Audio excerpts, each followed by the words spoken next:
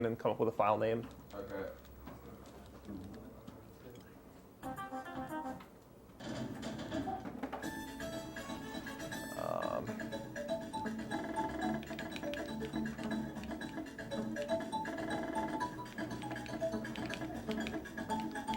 Because why not? Yeah, sweet. Sounds great. All right. Okay. So I'll go ahead and count you in 3, 2, 1, go, and then we'll get the show on the road, okay? Good. 3, 2, 1, go. So this is Donkey Kong Country 3 for the Super Nintendo. The only difference between 3 is more or less just almost a level pack for 2. It plays exactly the same, but instead of doing an any % run, this time we're going to be collecting everything in the game. I'm RaikouRider. I'm one of just a few active runners for 103%. And I'm Janice. I'll be helping with commentary. And I might learn this category at some point. One nice thing about 103% is you're actually going to get to see the first 2 worlds of the game in their entirety.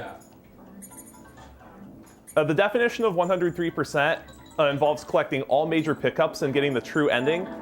We need to collect 85 bonus coins, 41 DK coins, and 15 banana birds. Now, the story behind this game is a lot like DKC2's, where instead of just DK getting kidnapped, both DK and Diddy get kidnapped. And Dixie is the star of our show, but she's Kong-sitting Kitty, who is a little bit of a handful.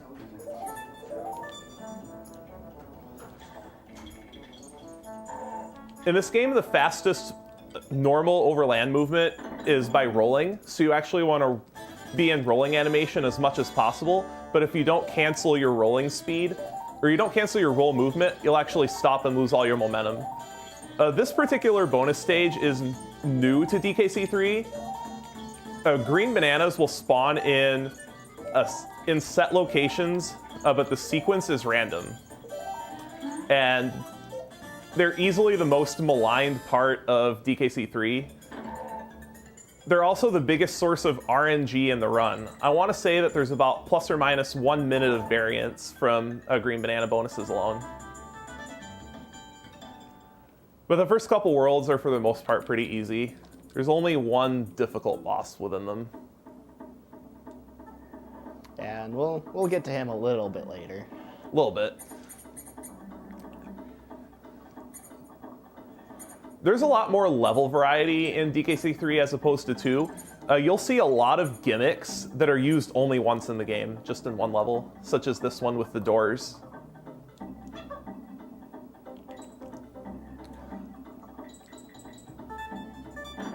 Team throwing functions differently depending on which Kong you have in the lead.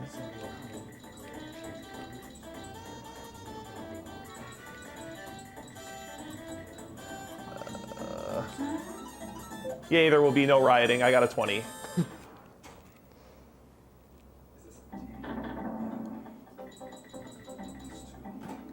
So each level in the game has 2 bonus stages, with exception of stages in World 8. And I really don't want to talk about World 8 right now. I don't want to think about World 8. Not until later. Yeah, it's quite a bit of time away from now.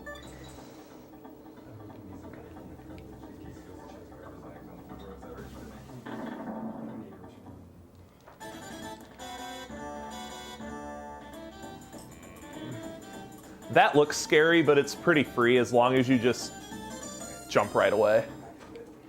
You may also notice that I'm making an effort to pick up these silver bear coins. We will need 55 of these by the end of the run, and there's not a ton of error. I'm noob. The way the barrel firing works in this game is it will always fire you in the next direction, so you need to press the button early as opposed to DKC2 where there's a little bit of play in being able to fire afterward. Also, I want to give shout-outs to Claude for this strategy. We used to despawn Coin there and respawn him inside of the back of the keg, but Claude found that strat and it saves frames over what we used to do. Each world also has a bird cave, with exception of World 8. There's one in each level. You just get a crystal sequence that's randomly generated, and all you have to do is repeat the sequence. Yeah, And they get quite lengthy towards the end of the game. Yeah, so for everyone who remembers Simon Says, or Simon, yeah, as we go on with the bird caves, it gets fun. Also, for whoever at Rare called this level Tidal Trouble, this is not how the tide works. The water in this level, there is a current and it will push you back.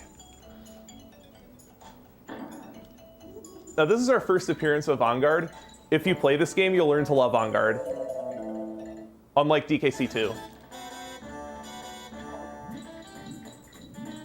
And the changes that have been made to Vanguard will come into play later on. Unfortunately, you don't get him for too long, just for that bonus. That's all you need him for. We're going to be coming up on the first use of Kitty's water bounce. If you roll into the water, you have a 7-frame window to jump, and if you do that twice in a row, you can get a lot of height. Wow, that input was really late.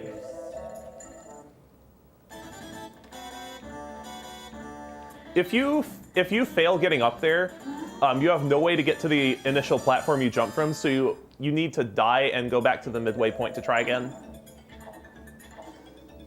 When you're first learning this category, that's actually a very common reset point. Yeah, I can imagine. Now, the next level is going to be our first snow level of the game, Skidda's Row. Ice physics are a little odd in this game. If you jump from a starting position, you'll reach full speed. Just defend! Now, the way the just defend works is when you're rolling into an enemy that can only be harmed from a jump, the way that it doesn't check to see if you're running into it, it just checks to see if you're facing the same direction.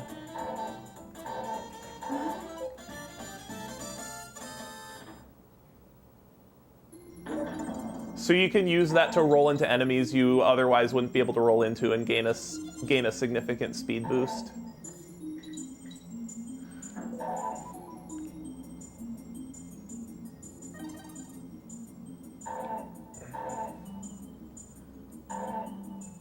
That jump is surprisingly tricky. It takes a bit of timing to learn, but once you have it, it's like riding a bicycle, basically.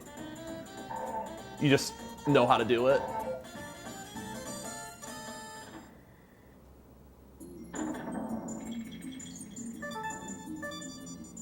I need to delay a little bit here to make sure that I have enough speed to get the extended roll off of the skiddas on the roof. Now, coming up in Murky Mill is going to be our first use of a warp barrel. The warp barrels are actually still used in 103%. The first two levels, the first two worlds rather, just like in DKC2, they have warps. But we're going to be using them to access bonus items that are positioned towards the end of the stage. And then we'll re-enter the level, and it skips a whole bunch of backtracking. Or not necessarily backtracking, but it cuts out enough of the level that it's worth doing.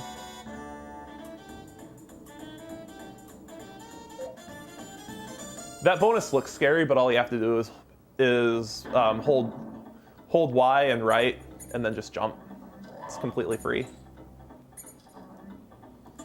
And when I say completely free, I actually mean it.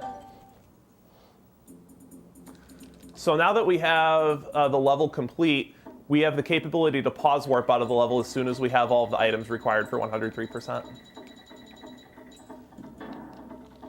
Also, shout-outs to my friend Stu. He has a method to actually skip the Selly barrel in real time. The method that we used to have for skipping it was tool-assisted only. And he only came up with a method recently. Whoops, did not mean to pick up that barrel. One small control... Actually, let me focus on this trick real quick. Nope, I missed it. I missed the rat bounce. At least I didn't get hit, though. You can actually bounce right off of that rat.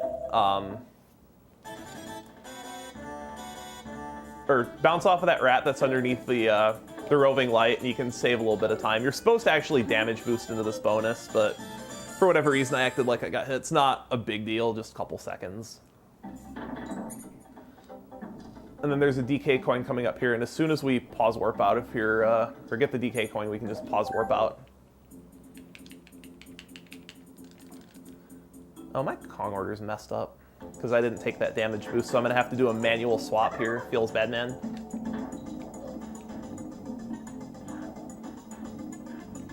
So you can soft lock this boss. If you deal damage to him on the same frame that he hits the ground, Belch's teeth will actually pop out and it will soft lock the fight. It looks really funny though. Yeah, that is quite a great little glitch to behold. All right, so that's World 1, pretty easy. Moving on to Kremwood Forest, we see another type of level that mainly scrolls vertically, the trees.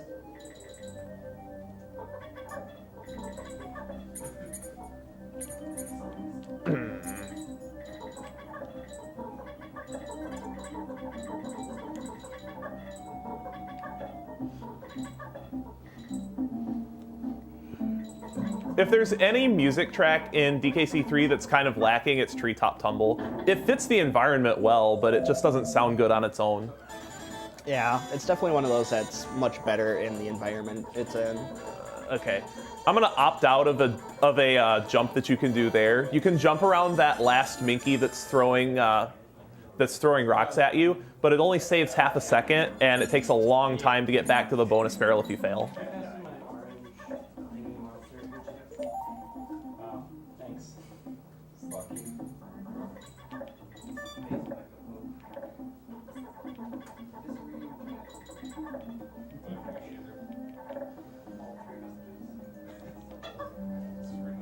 One note about this game, that unlike DKC 1 and 2, this game is for the most part glitchless. There's only a couple of glitches in the game that are actually useful in a speedrun,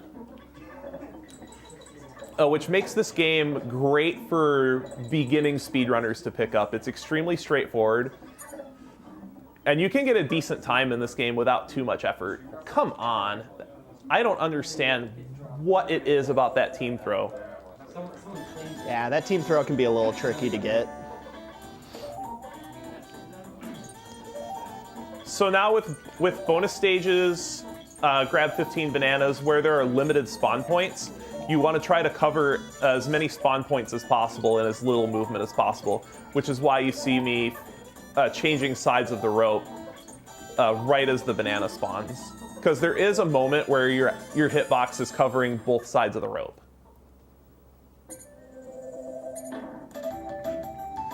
So coming up in the next level, Riverside Race, to get a banana bird, you have to beat Brash's time of 1 minute 15 seconds.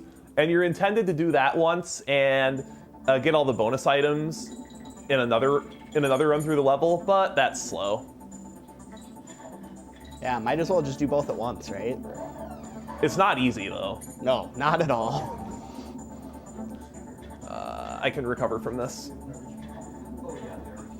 Nice, good. When you miss that water bounce, it's really scary. If I miss that water bounce on the second hop, then I would actually have to wait for the bees to catch up to me and do a damage boost, and then I would run the risk of not making the 1 minute 15 second timer.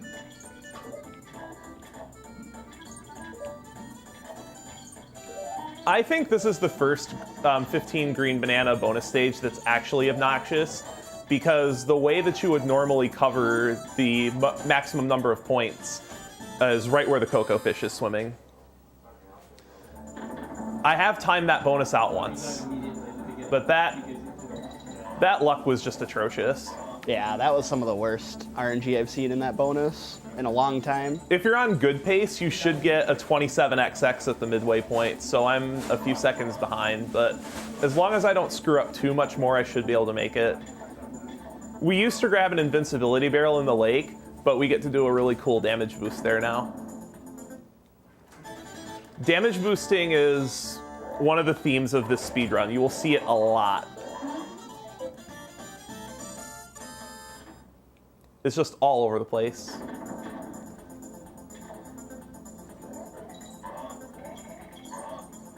So now right here, since we need Kitty in the lead to perform a team throw in the next bonus, we're gonna dump Dixie here. The alternative is going to the end of the level and then returning to get the bees facing or chasing you the other way. But other than that little mistake with the water bounce, that was perfectly acceptable. Now coming up in this stage, this is the warp barrel that saves the most time. This warp barrel saves a little over a minute. There is no category in this game where you will see the entirety of this stage. Not even in warpless.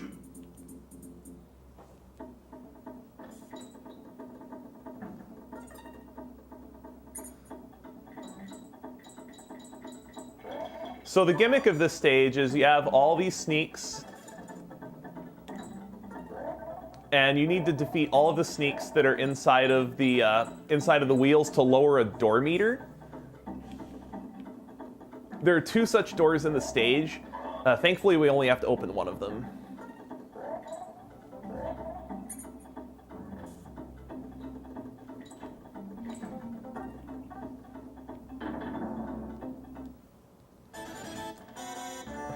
Also, what's nice about this category is you actually get to hear Mill Fever.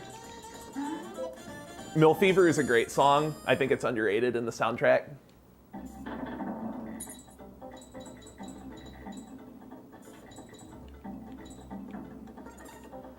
All right, now that we're past that, we don't need to kill any more of these guys, because we're gonna get the bonus items and then leave.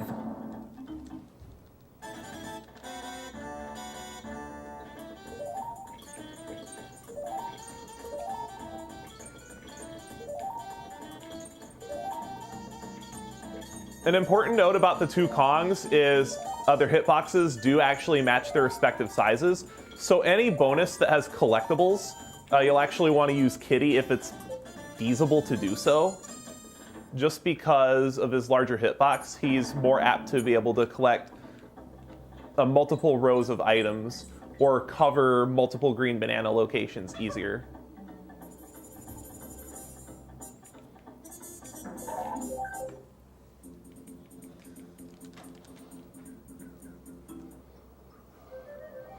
Now for this next stage, we're actually going to take the warp and then go backwards, because there's a bonus very close to the end of the stage. We're just going to dump Kitty right here and then fall through all these bees. You may notice that the iframes actually last a little bit longer than the flash.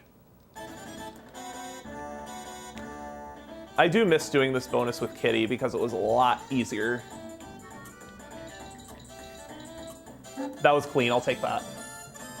Yeah, that was well done. If you have to climb up that tree a second time, you risk timing the bonus out. I think somewhere in my highlights, I have a highlight of me failing to finish that bonus by 1 frame. Oh wow. We gotta let Kitty chill in his barrel here, because it's just too far out of the way to get him at the moment. See if I can get fast spider. Nice. That doesn't save a lot of time. I think it saves a second. There's a lot of little movement optimizations in this game. DKC3 speedrunning, no matter what the category, is really about the little things. I wanted to take the time to line that up because that's a very annoying shot with Squawks. All right, let's see if I get the lottery banana. Nope. That was going to be impossible to get. If it's up top, you can't get it.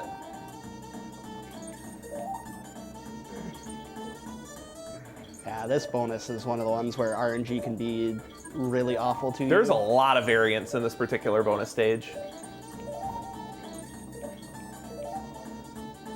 Like, far I've had it's- finishing times anywhere from 12 left to 28 left. Yeah, that wasn't too bad. That's about average.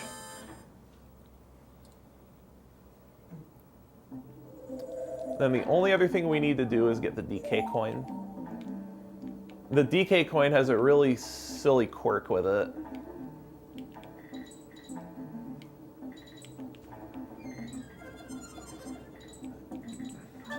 So after all this time, we finally get a DK barrel just in time to get the DK coin, because the team throw is required for it.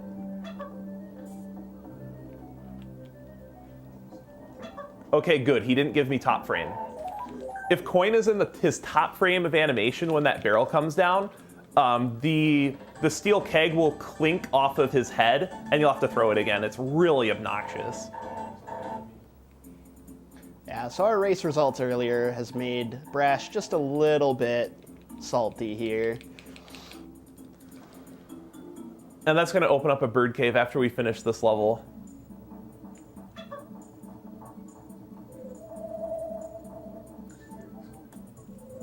Because there's a significant portion of the level after the final bonus item, we do take the warp here. It doesn't save a lot of time, but it does save enough to be worth doing. There's a trick you can do to skip this Ellie barrel that saves, I want to say 8 to 10 seconds, but I couldn't get consistent enough with it for it to be worth trying. It's extremely precise.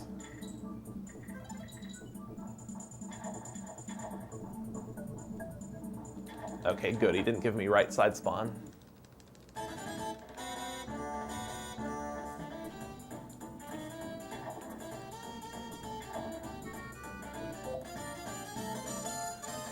So you see that fish in the water?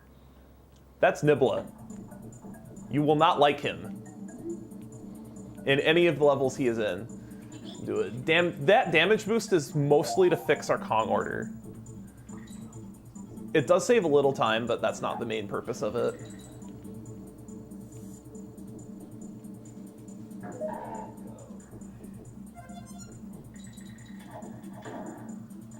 Now, in certain levels, our elephant friend Ellie does have the capability to shoot water out of her trunk. You won't see it in this stage, but it's invaluable in later stages.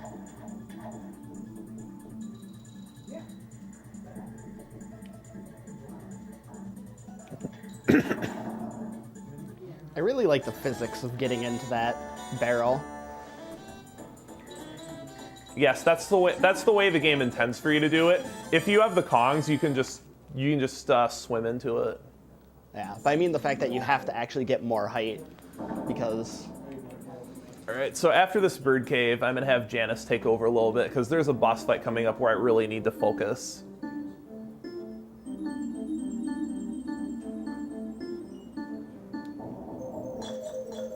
Yeah, so the boss coming up has the wonderful nickname of Reset Spider, and hopefully you won't see why.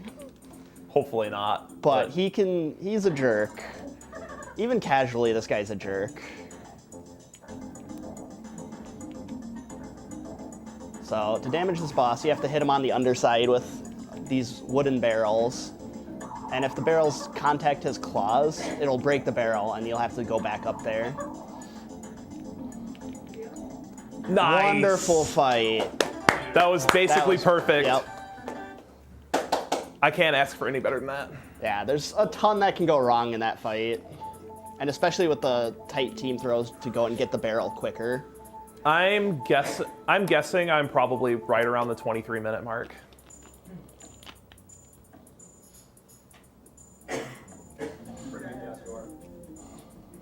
I totally don't run this game. This totally isn't my main run. So getting a patch from Eric, we take that to Funky, and he gives us a hovercraft, which lets us sail over rocks that were blocking our way, and they let us go to the next two worlds. Driving the boats is the hardest part of the game, I swear. Some of them control really weird, so.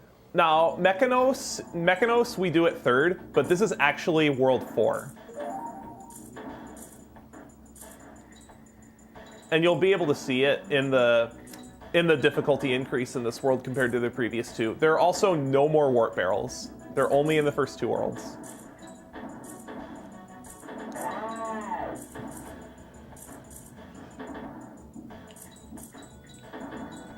I believe this song is called Nuts and Bolts, and it's quite a fan favorite. Just the instrumentation on this is great. Now, the carbines that are shooting fireballs at me, you have to be very careful of them because their fireballs can still hit you for 8 frames after they touch the ground.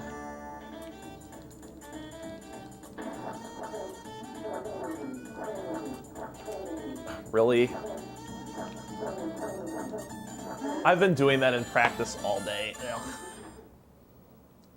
There's a lot of little optimizations in the bonuses. Nope, didn't get the web. You can shoot a web into that bee, that first bee on that rope.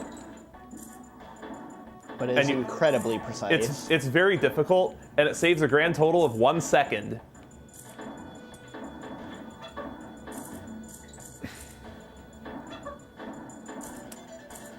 Come on, this is not hard. You're supposed to be able to make that team throw from the right side. This bonus stage in particular is where those 8 frames are going to come into play. Because a lot of the spawn points for the bananas are right in the path of the fireballs.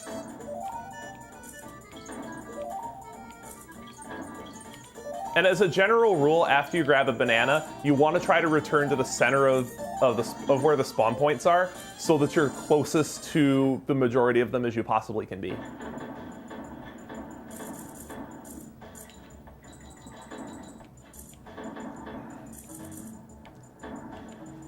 After this DK coin, we have a pretty cool damage boost.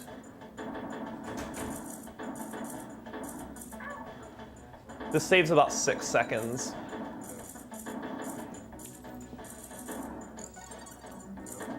Oh, no, I'm not going to get the full version, unfortunately. If you get an extended roll off of that spiny, you can actually, or bristles, I'm sorry, I'm thinking of a different game. If you get an extended roll off bristles there, you can go right underneath all those fireballs in just one fluid motion. So this next level, or this next part of World 4 rather, it consists of 2 auto-scrollers in a row, but this one is interesting because we actually need to get bear coins. There are a lot of invisible bear coins in this level that we need to collect for the coin route. Yeah, Rare loves hiding invisible things. Yeah, there's all kinds of stuff just hidden everywhere in this game. Yeah, you see it all over.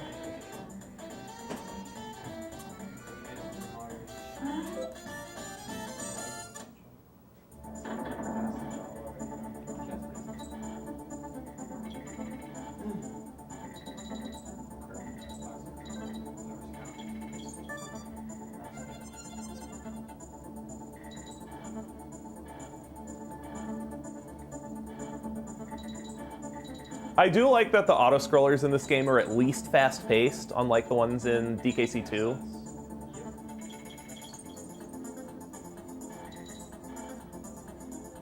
Should be a coin coming up here, yep.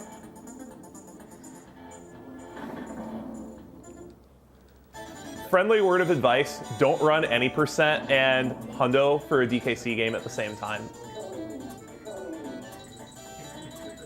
The clashing muscle memory will not end well for you. Yeah. Did I get it? Nope. I missed one of the bear coins, unfortunately. You have to jump pretty early to get both of the bear coins here. Gonna do a manual Kong swap here for the next stage.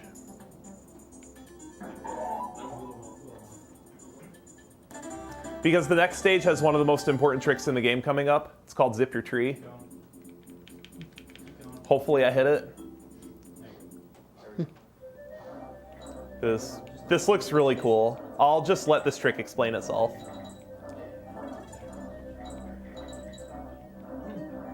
Oh yeah, and this is also where saving the animals does in fact also save frames. It does. All right. Yes! Nice. Okay, that should be right. Yes, I went in the barrel. So basically what I did there was I tricked the game into thinking I was in control of both Kongs at the same time. And when the game detects that a Kong is inside of a wall, it sends them upward at a rate of 8 pixels per frame until they're out of the wall. And the way this level loads is it doesn't load all at once. So I was spending a whole bunch of time above the level out of bounds. And I just fell at the right time to get back inbounds and above that bonus stage and just could fall into it. That saves 12 seconds. And looks awesome. It's the coolest trick in the game, and I'm really glad I pulled it off.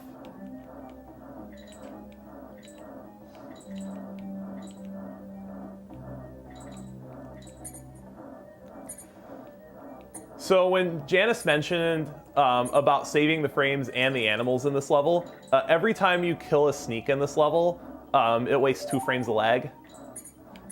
Some of them are more difficult to avoid than others. Like that guy. That guy is really hard to avoid.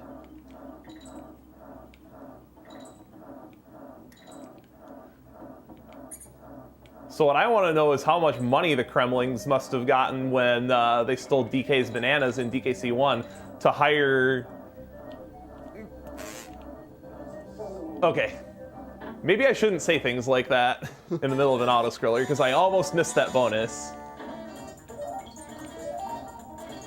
But, like, the size of this saw, just what?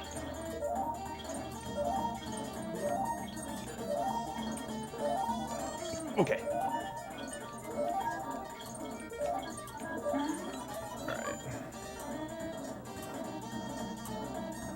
That should be enough height, yeah.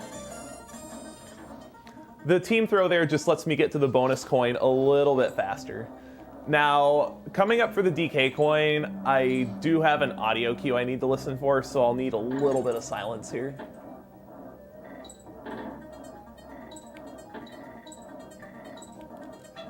Never mind, I missed the trick anyway. What you're supposed to do is you're supposed to do a team throw to that barrel and grab it while you're off screen. But unfortunately, I did mess that up and I did lose a few seconds. All right. Now, if you were doing a record attempt, you would actually ditch Kitty here and do this entire level as solo Dixie. But I'm going to be taking 2 Kongs for this level for safety reasons. Because the midway point in this level is out of the way, and doing this entire level on 1 Kong, if you get hit, you're dead.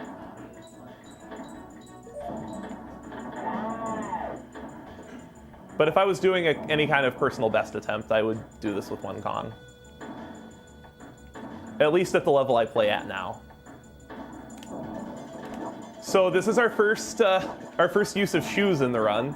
Shout out to Stantilles58 for being an amazing mentor for DKC2.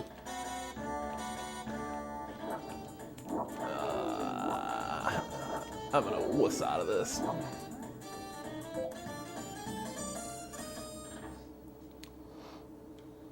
Shoes actually works a little bit differently in DKC3 than in 2.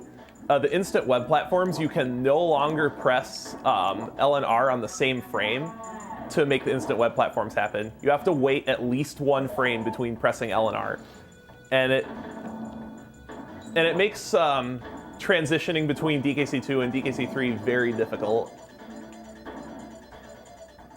Especially if you're doing any kind of race of the trilogy, because trilogy races do happen on Speedruns Live.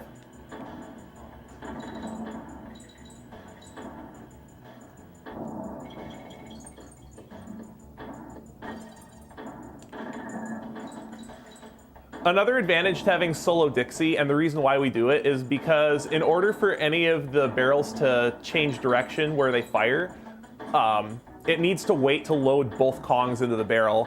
And because of that lag time, if you have solo Dixie, you can do some cycle skips, but they're very dangerous.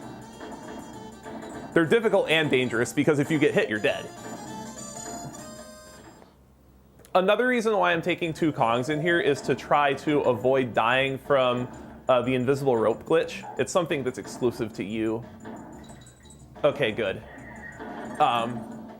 You will grab an invisible rope if you end up being in a position to grab the rope and collect one of those bananas on the exact same frame. So you can't move at all while you're on that fake rope until you get hit. And I've definitely had it end runs before. So this level is Low G Labyrinth. The Kremlings have somehow reduced the force of gravity in this pipe maze, so you move at about half speed, and you jump really high like you're on the moon. But because you move at half speed, any mistakes that you make in this level cost double, so it's really important for your movement to be on point in this stage.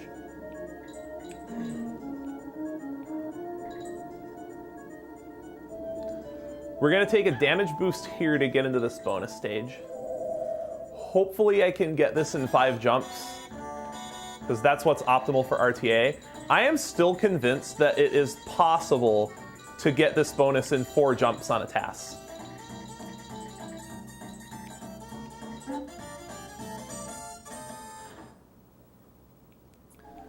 But it just requires a level of precision that's not really possible RTA.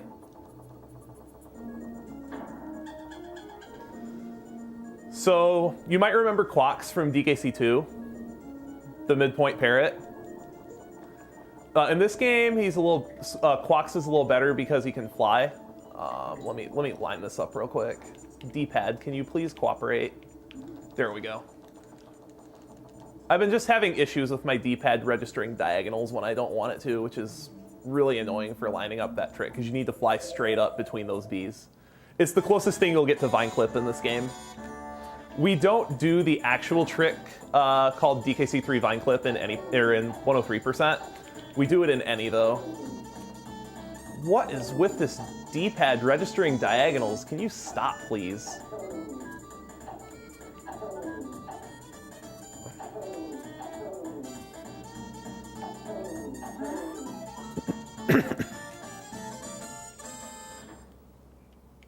Unfortunately, we only get regular squawks for that bonus.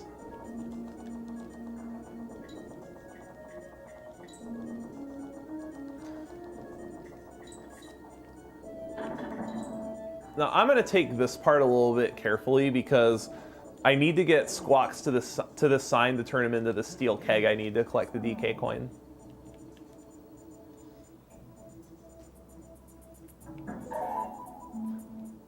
Although even if I did get hit there, it would be okay because I would have Dixie for the end of this level.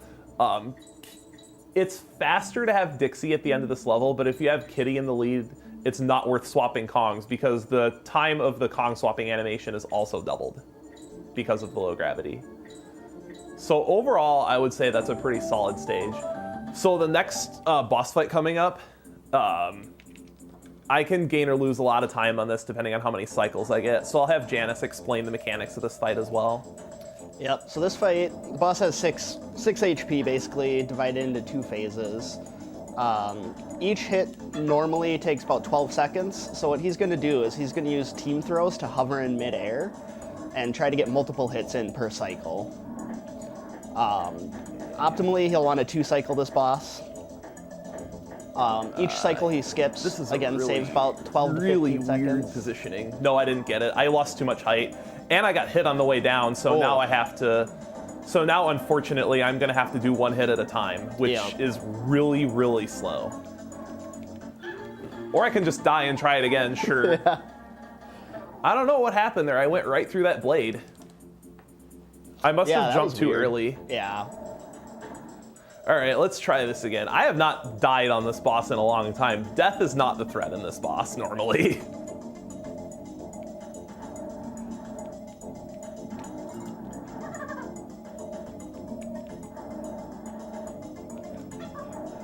All right, let's try this again.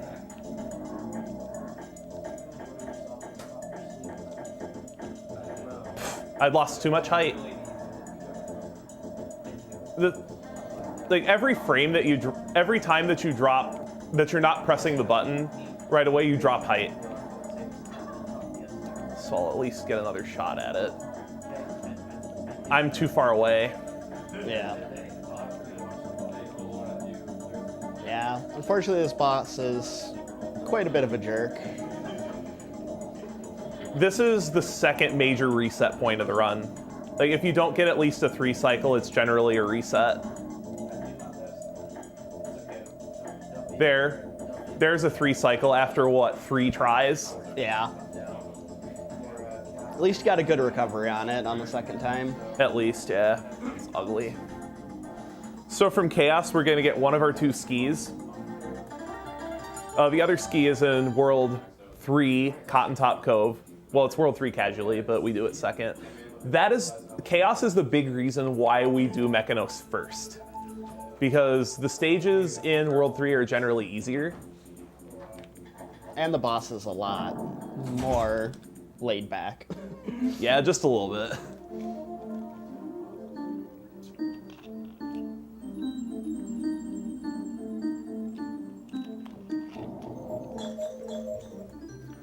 So World 4 is Cotton Top Cove, which is the water world. There's a couple water stages. And if you're familiar with DKC2's water physics, DKC3's are much floatier. That is the amount of height that you get from one button press. Like right there. You gain so much height. And like in DKC2, you can lose a lot of time and not even know it just by how you round corners.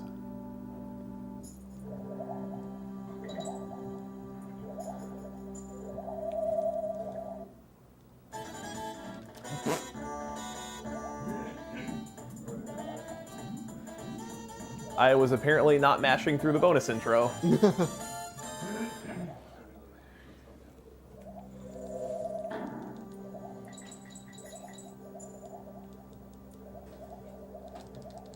Now I'm going to swim underneath some bazas here. You have to let the bottom of the coral reef push you up beneath the baza. If you're even a pixel higher than the bottom of or the edge of the coral reef there, you'll take damage. And I'm going to need to do it again here. I unfortunately missed it. Then there's one other spot we'll need to do it later.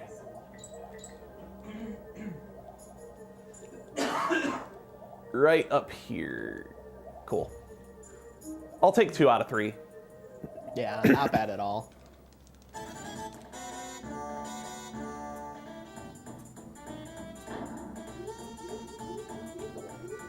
Why did that fish disappear so fast? He normally doesn't do that. He said it's not as bad as the last time I saw you run this bonus where they were completely out of sync. Also, one thing you'll quickly notice, especially in later water stages, is CFB really got the short end of the stick with On Guard. Because On Guard is extremely OP in this game.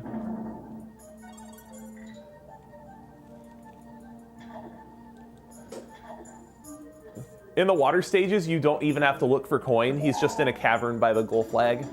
Because you kind of can't put the coin enemy underwater. Yeah, it'd be a little hard to get the steel barrel to him. The waterfall is probably my favorite environment in this game. Because, well, one, the music. Because Cascade Capers is amazing. And two, because the stages are vertically oriented, we can use team throws in a lot of places.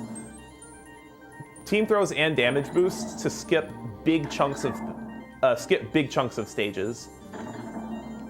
There are multiple damage boosts in this stage in particular. If you're behind on bear coins, there is an invisible bear coin to the right of that barrel. The one that I fired out of. It costs less than a second to get. Before I rerouted the bear coins, I used to get that as part of the route. Yeah, and then a bunch of bear coins were discovered that did not take much time to grab it all. Yeah, there's actually, I want to say 56 or 57 of them that are just right in your path. And we're going to pick up Kitty just in time to do another damage boost. And then up here, we're going to pick up Perry the Parallel Bird. You will learn to hate her. This is the only time in the game where Perry is actually awesome.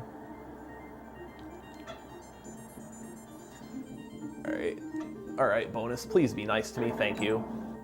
It's possible to throw Dixie over that bonus. So the reason why Perry is awesome is this bonus. All you have to do is jump in the barrel and hold right.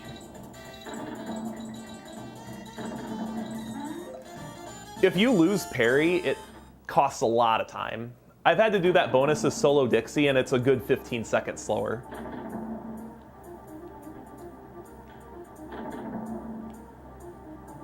Bonk. So this next level is the last pier stage in the game. And there are a lot of moving parts in this stage. Because this game was created towards the end of the Super Nintendo's life cycle, this game really pushed the limits of what the Super Nintendo can do, and having two Kongs on the stage causes a lot of lag. It's not particularly Dixie or Kitty, it's just having two Kongs.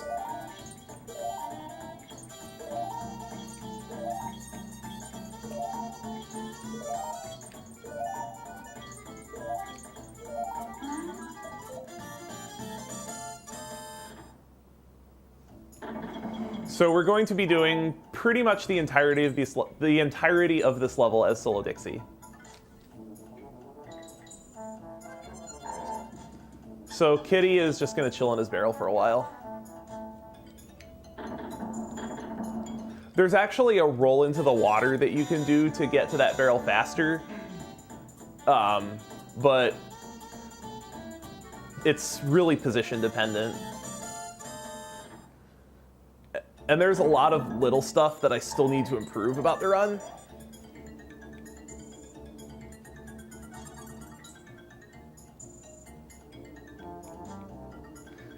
You might have been able to notice a little bit of lag there even.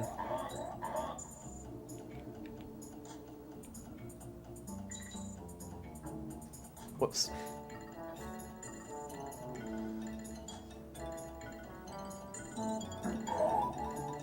I love that barrel throw. So Tracker Barrel Trek is another waterfall level coming up, and hopefully I don't get hit at the start of this level, because that would be bad.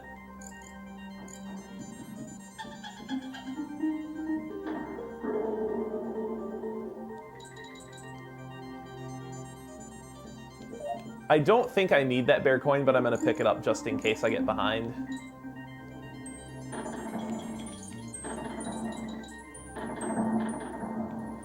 In this next Collect the Stars bonus stage, we're going to be taking advantage of Kitty's larger hitbox yet again.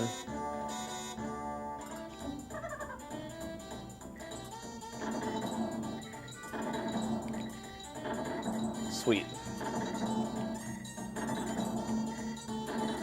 That was really clean.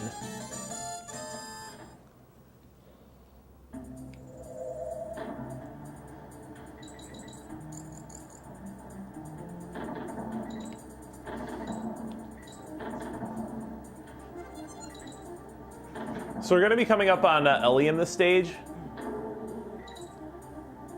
You'll see a lot more of her in 103% than you do in any percent. She's not needed much in the any. She only needed for a boss in the any percent route, but there's a lot of bonuses that you need her to get to.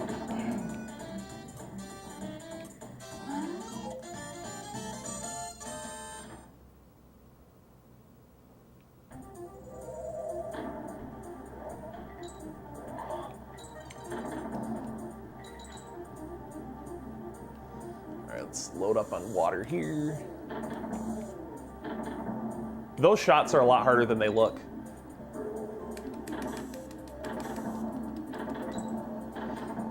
You can cancel Ellie's jump height by firing a burst of water from her trunk, or just by pressing R when you have no water, but that is the only time in the game that it's useful.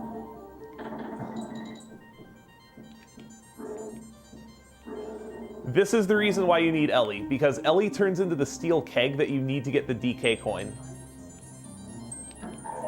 If you miss that, you have to go all the way back to the midpoint and get Ellie again. There's several one-shot DK coins like that, where if you just miss it, your run's over. All right, second water level in World 4, so it's time to feed your fish.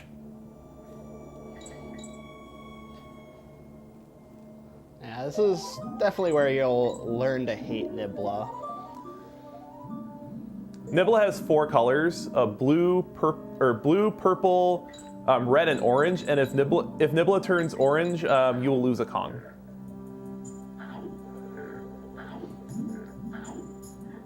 As you can see, he kind of does what he wants to do.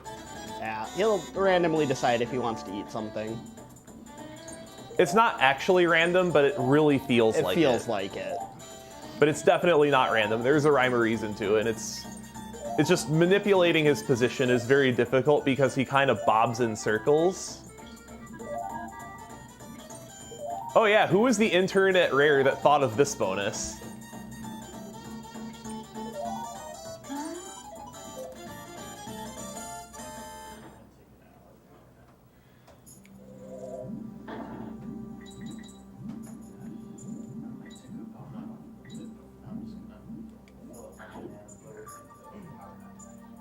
I also should probably mention that we're running on the US version because it's faster for 103%. For any percent, you actually want to run on J, but for whatever reason, U is faster for this category, but J is faster for the other category.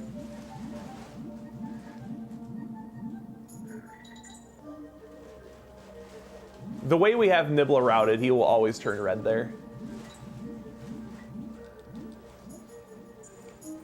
Please? Nibla, please.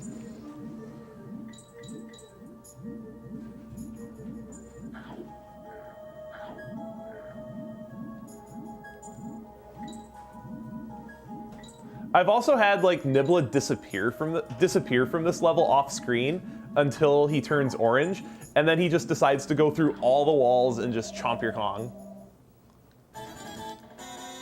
It's pretty rare. I've only seen it happen a couple of times, but it's funny the first time, and then the second time and afterward is just irritating.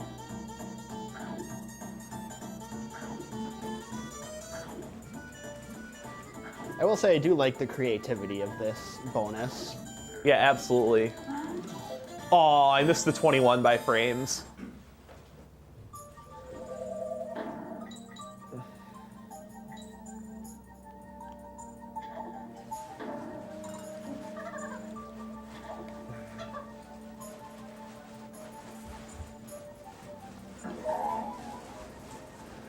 All right, so the next boss coming up, Squirt, is a total joke.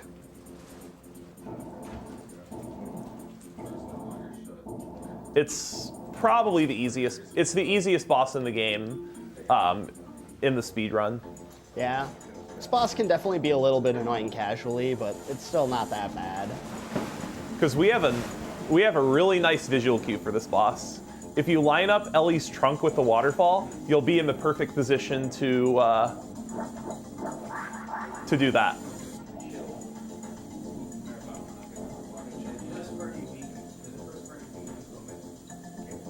Also, hopefully I'll get optimal ski grab. Gotta save the frames. That was a little funky. The thing I want to avoid doing is falling off the cliff when I grab the ski, because that actually wastes time.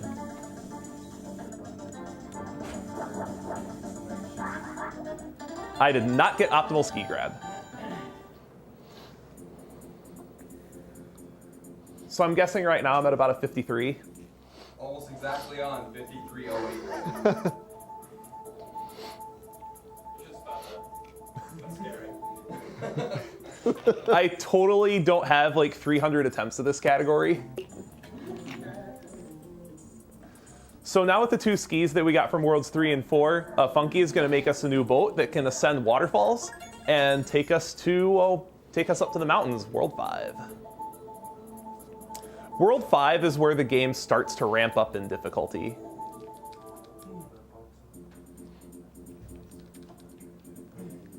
Also, shout out to Rockface Rumble, the best song on the OST.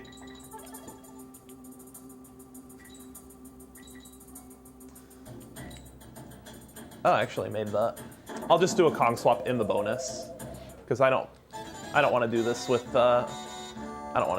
Kitty, and I need to switch anyway. Yeah, this is one of the actual collect the star bonuses that you want to be Dixie. Like there's two ways to do it. You can jump like that, or you can hover through it. I just don't like hovering through it because it tends to leave a star in a really awkward position. The reason why we use Dixie here is because Dixie is very, very quick at climbing horizontal ropes. And it just looks mesmerizing watching top runners do that. Nice first try. That DK coin throw is really finicky.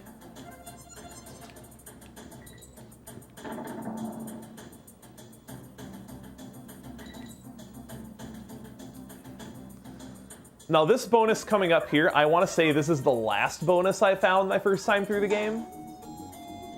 Yeah, this one's really well hidden. It's also the don't blink bonus.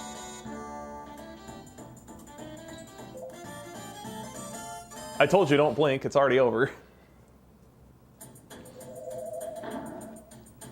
What makes that bonus difficult casually is that the clasps on the ropes actually move faster than the Kongs do, so you have to fake them out multiple times, or you can just do what I did.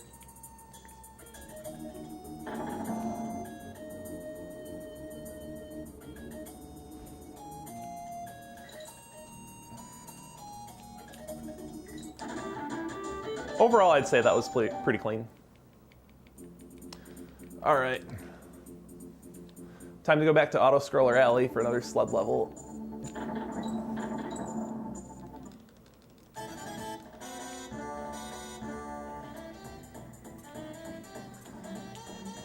You're intended to use team throws for this bonus as indicated by the DK barrel. So now in the sled, there are 6 bear coins in this stage that I would like to get. Hopefully I get most, if not all of them. But my count's pretty good right now.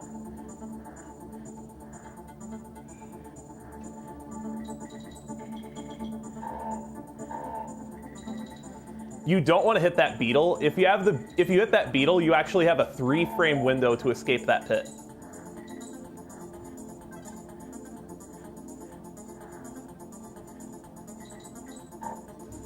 I missed a bear coin. I think my count's still okay though because I got that extra one that was like half a second out of the way. Yeah, 36, that's where I want to be. And just like in DKC2, jumping up and down slopes in the auto-scroller levels does save time.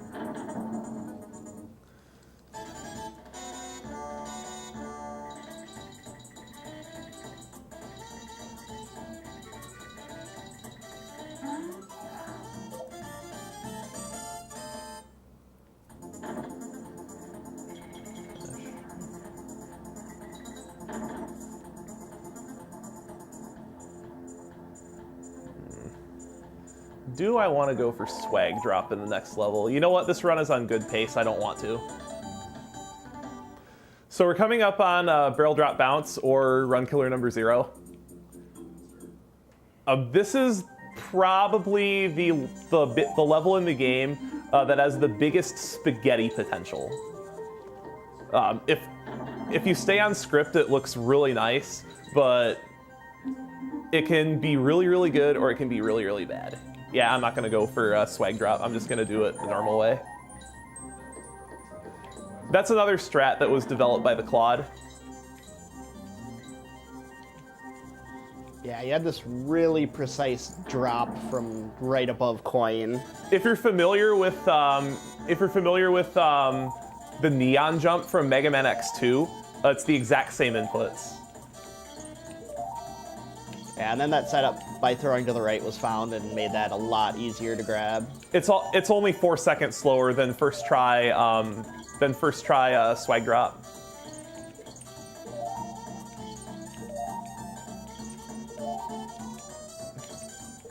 This, I would say, is one of the worst bonuses in the game.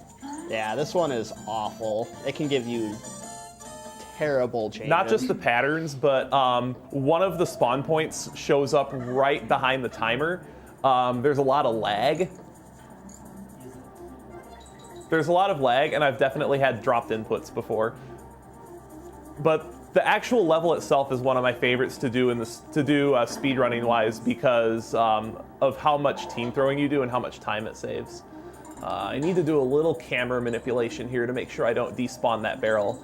If your camera is too far left when you team throw up there, then that falling barrel in the waterfall will not spawn, and you'll have to go around the intended route to get it to respawn. It's really frustrating. All right, now we're going to be coming up on barrel drop bounce or BDB skip. This skip cuts out like a quarter of the level.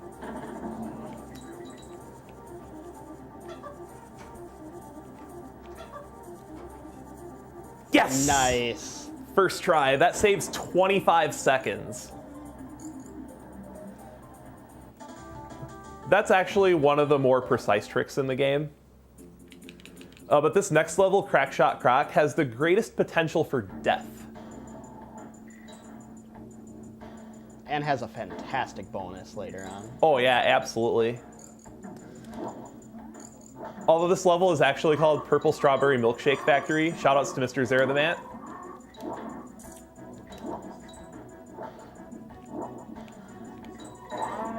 What? If you look at the vats, it looks like Purple Strawberry Milkshake. And Rise Splits currently have this as Facility 00 Agents. Yes, Facility 00 Agent. You will see why.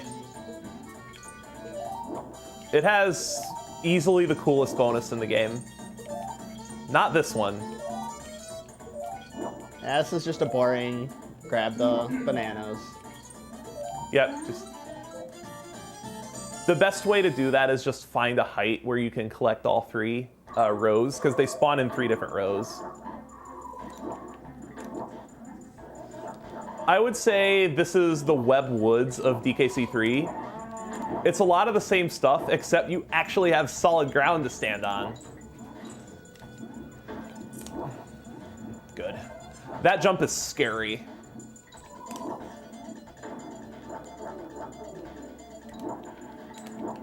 Really? I dropped an input? Come on.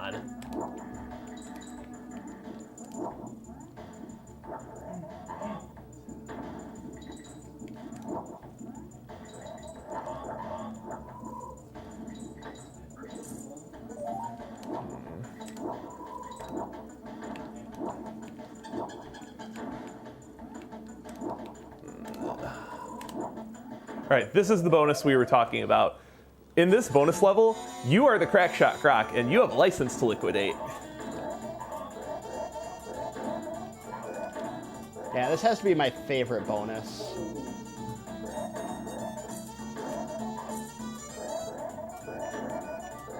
Oh, really? I almost made that look perfect. Almost. Hey, you got the optimal coin grab. That's free, though.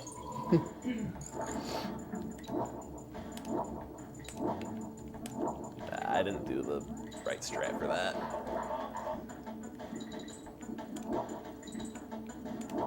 Good. It's very important that I don't take damage at the end of that level, because in the next stage I would have to go out of my way to get a DK barrel otherwise. So I would say overall that was pretty clean. All right, time for Lemguin Lunge. Lemguin Lunge has these penguins that are just terrible.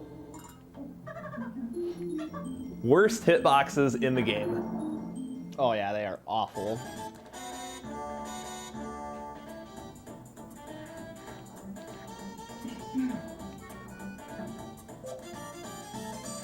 And better yet, we have to do this level as Solo Dixie because of lag.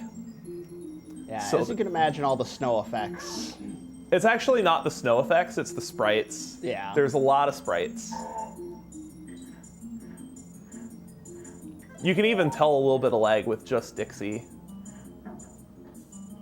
Yeah, there's a lot going on in this level. Okay. That particular penguin there is a jerk. Like, you can just run into him and die and just not know what happened. Yeah, coin count's good.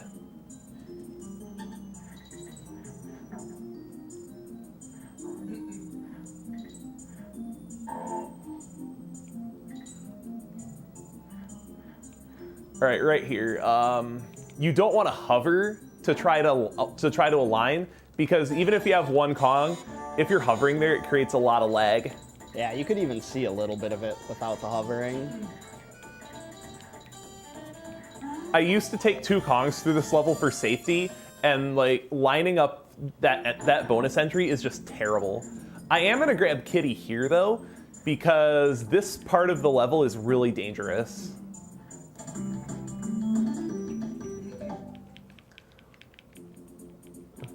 Now we need to make a detour to Blizzard Bear, who is currently snowed in, and he cannot deliver his present to Blue Bear. So what's he doing while he's snowed in? Sitting there playing World of Warcraft all day?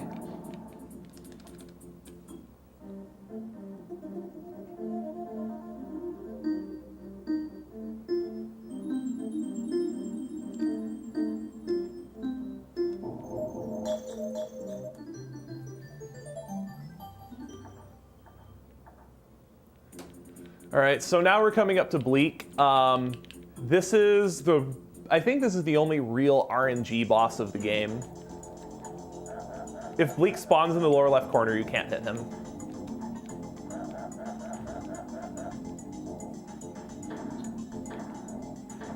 Other than that, it's just dodging patterns of snowballs. Yeah. This is probably the boss in the game that's closest to the way DKC2's bosses are. But this is the only, I would say, real auto-scroller boss in the game. All the rest of the bosses in the game have speed tech to them. Also, shoutouts to Bleak's laugh.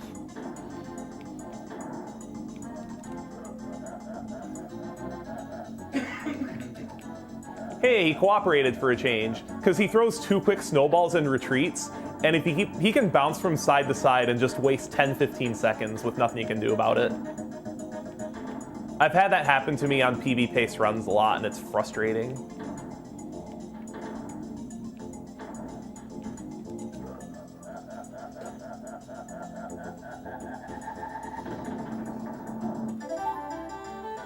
So I'm guessing we're at about 107? 106.42. Oh, a little bit better than I thought. So now we're coming up to World 6 Razor Ridge, and this is where the game starts to get really hard. There's a huge difficulty spike when you come into World 6. I would say this, if I had to pick a favorite level in the game to speedrun, it's probably this one. Not when you do that, though. So I'm probably going to opt out of a strat for this bonus entry because I got hit stupidly. You can actually fit in between that B and the wall, but it's pretty precise and it's easy to get hit. This also means there is a damage boost that I will not be able to do, unfortunately.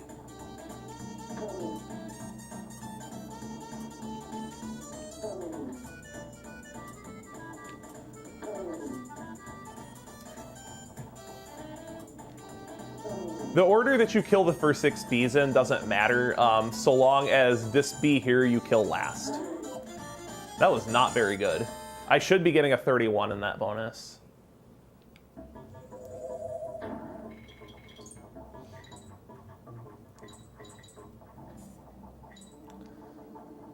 But as you'll see, Rare didn't really test these levels that well, because you can just fly around all these bees. Okay, right, remember, don't damage boost here, because you only have 1 Kong.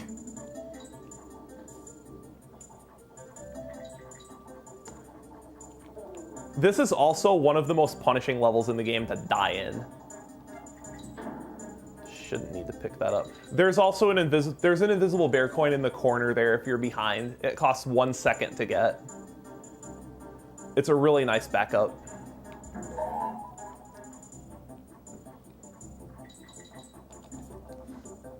What bees?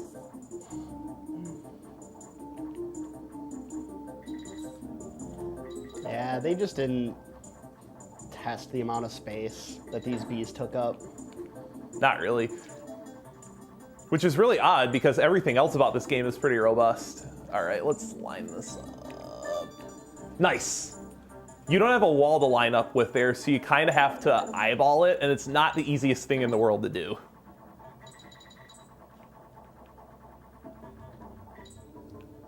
All right, let's...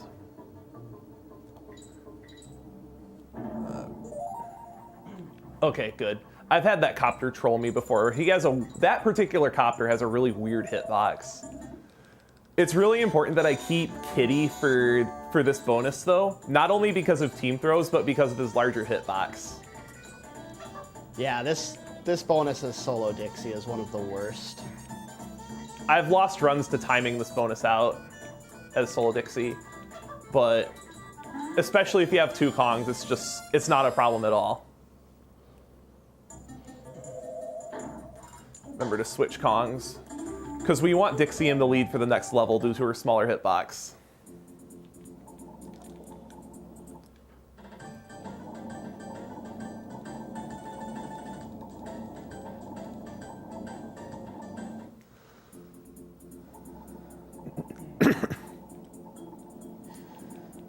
So we're entering Kong-fused cliffs, or as we call it, burn your rope. So it's time for the burn your rope update.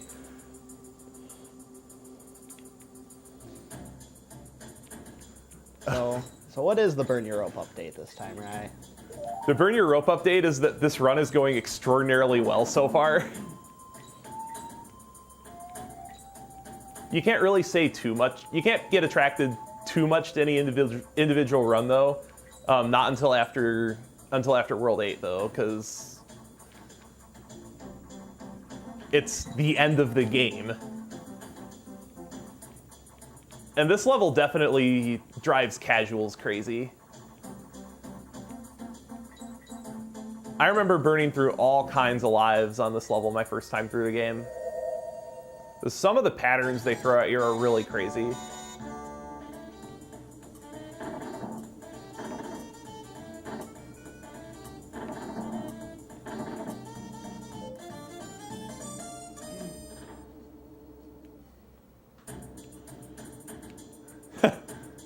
Whoops, I was holding Y.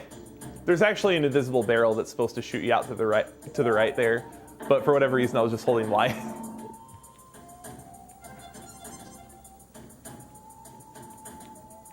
You gotta keep calm and press Y.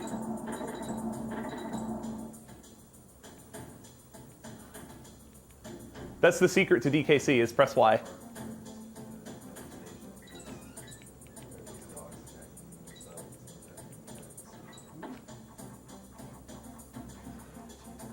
Now, in collecting these 2 bear coins, you need to jump from this rope as early as possible. Otherwise, that roving bee can hit you from off screen.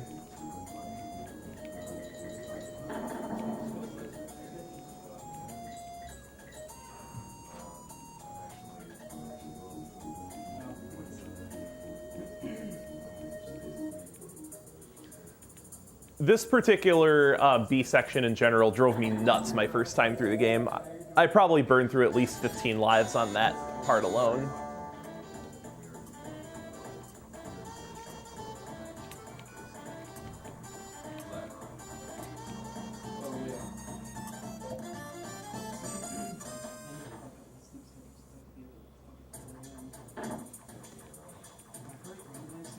And especially these copters here. These copters are terrible your first time through the game. Oh yeah. They are jerks.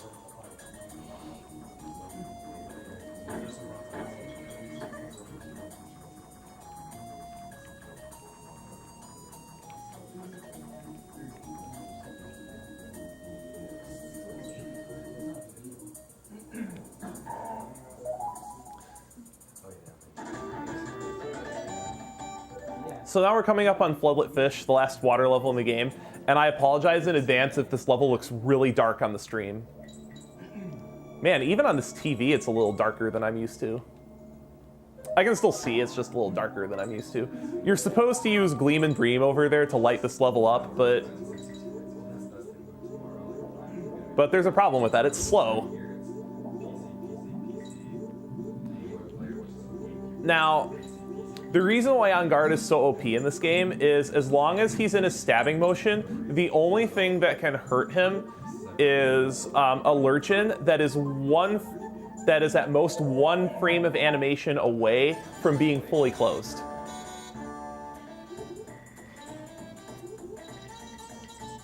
I'm gonna have to take an extra cycle here. Feels bad, man.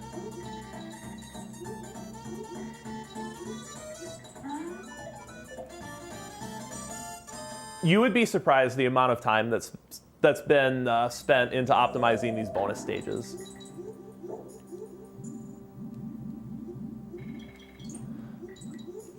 All right, now the second part of this level, I'm gonna need to.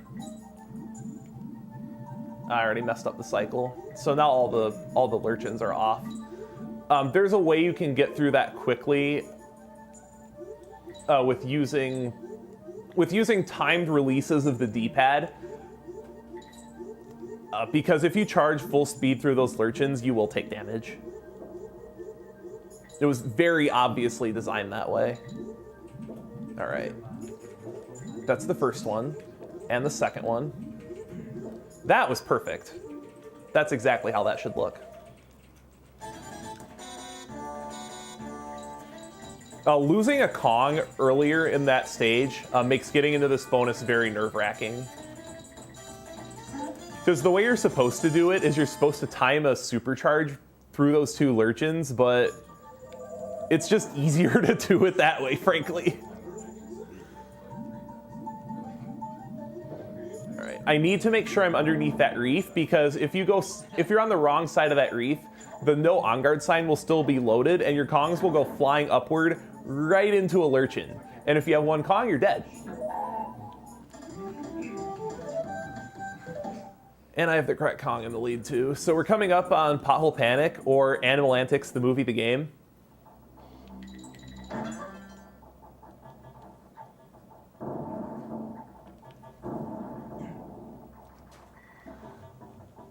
The reason why we called it, oh, I didn't press down fast enough.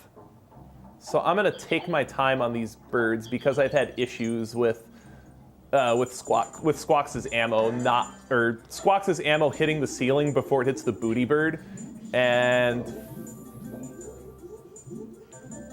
just bad things happening, like Kitty dying.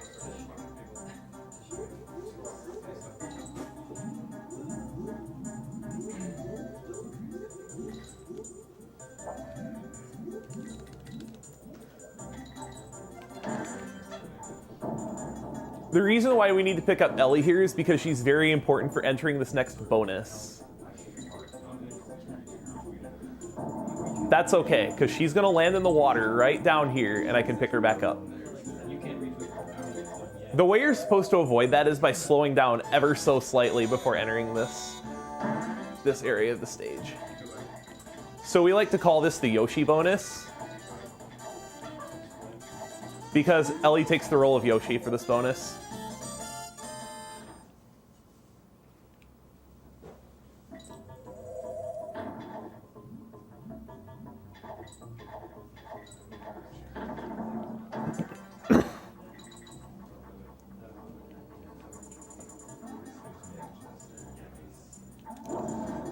In the J version, for whatever reason, that purple barrel is replaced with a B. I'm not quite sure why.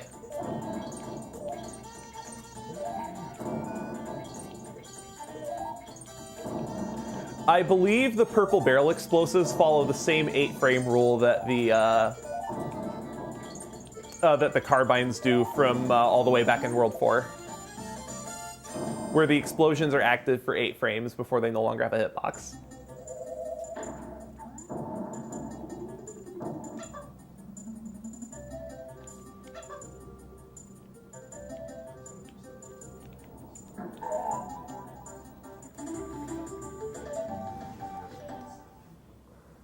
So, the next stage, Ropey Rumpus.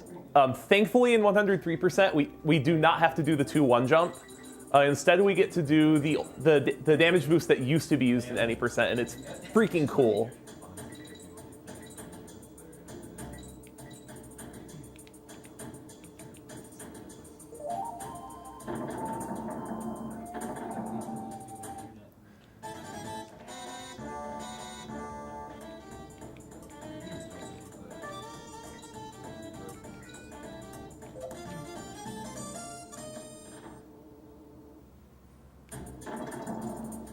Really, I still picked up that barrel? Come on.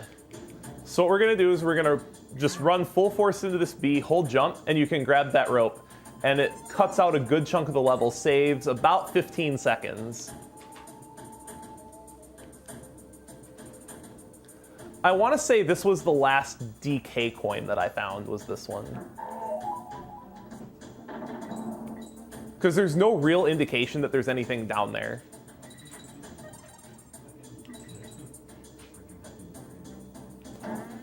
So this is the first of 2 instances of the runner hating, or runners of this game rather, hating Parry the Parallel Bird. Because Parry turns into this bonus.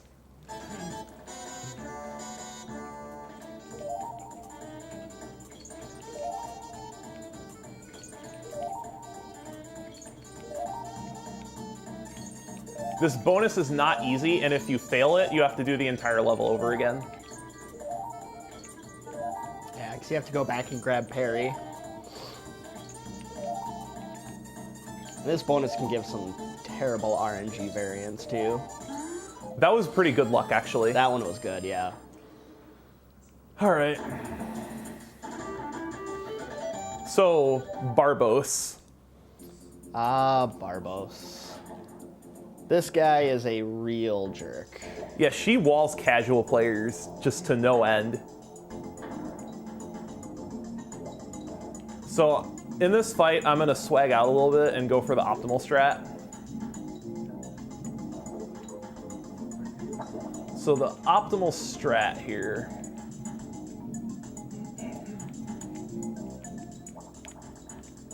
That looks right. Oh, really? I was just a little off in my positioning. Yeah, so getting in Barbos' shell, I believe, was pixel perfect there. It's not quite Or- pixel perfect, but it's close.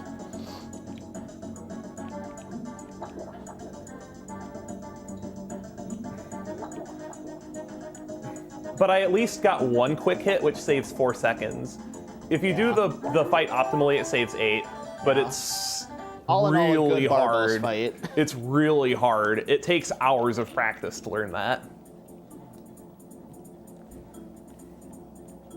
So one reason why this game is maligned is the gimmicks. And Next World, World 7 Chaos Core, every level has a pretty silly gimmick to it. Oh, the first one is probably the most tame, and I would say that 7-1 Conveyor Rope Clash is probably the last easy level in the game. Like, well, quote unquote easy. Yeah, you can definitely see another big step up in difficulty here.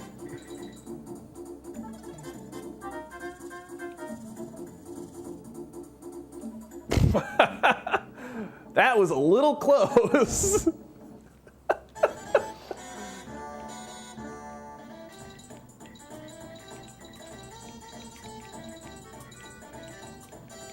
Oh, seriously? I left one in the foreground? Yeah, those stars are really... Some of them are really dumb. They're hidden behind the leaves up there. Yeah, they hide stars behind the foreground, and it's difficult to tell if you've missed any. It's not a big loss, it's more annoying than anything.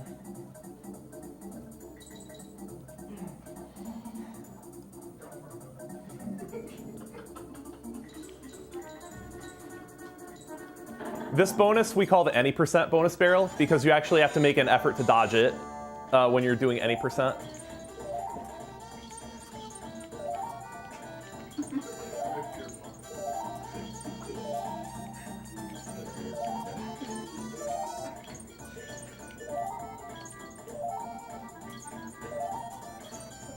Now, as far as manipulating the bonuses or the green bananas, there's no real way to do it RTA, unfortunately, because the seed that the game uses for green bananas is based on your frame count entering the level, and it changes every single frame.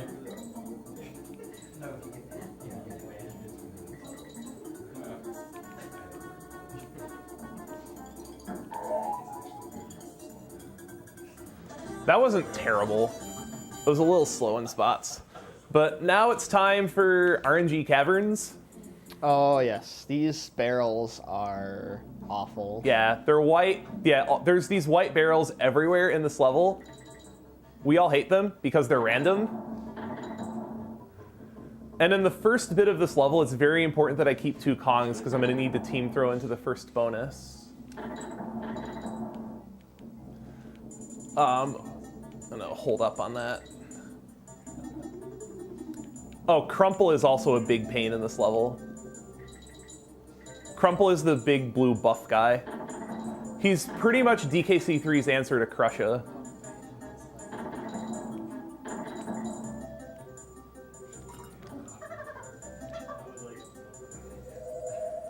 Kong swapping there because I need Kitty in the lead for this bonus anyway.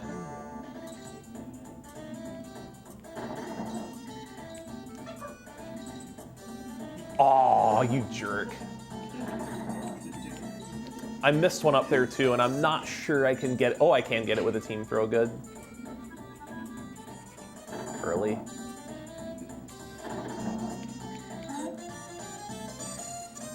That was not a very good time on that bonus, but half of that was my fault.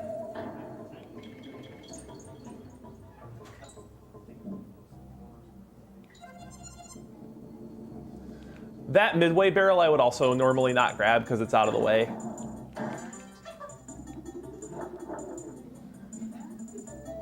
We get shoes for a little bit. He's only really used to enter a bonus though. This bonus up here.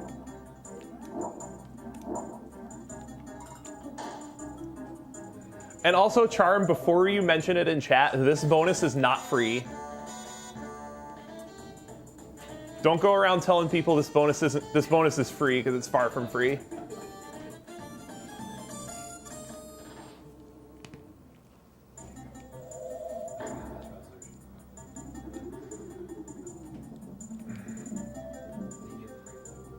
Naka, please. Just please.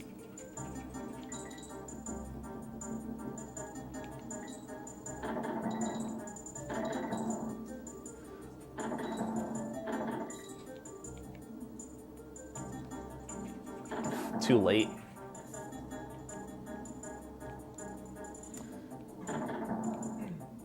That's what you want to do, is you want to land on the barrel.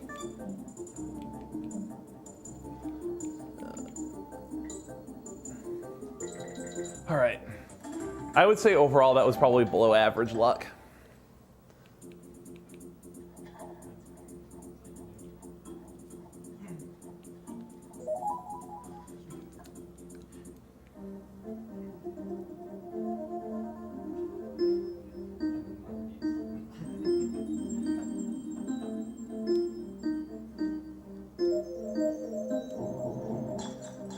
Raikou used Thunderbolt.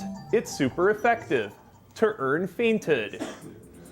For this next level, I'm going to let Janice take over explaining because I really need to focus for this stage. This stage is terrible. Yeah, the lightning tracks where you are and tries to predict where you're going to be. And there are situations you'll get in where it's awful. It gets real sticky real fast. And especially later on, if you get off script, you are likely just dead. Like, if you lose Dixie, you're pretty much dead. Yeah. But the lightning itself is not RNG, it's position-based. And I believe every third strike is where the game predicts you will be. Yeah.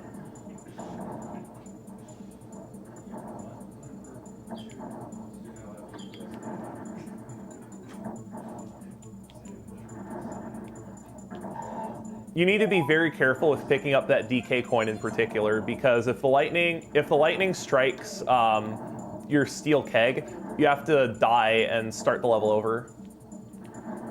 And we definitely don't want to be playing this level more than once. No. Whoops. I think we still have a DK barrel coming up, so I should be okay. I just need to be a little careful here. Okay.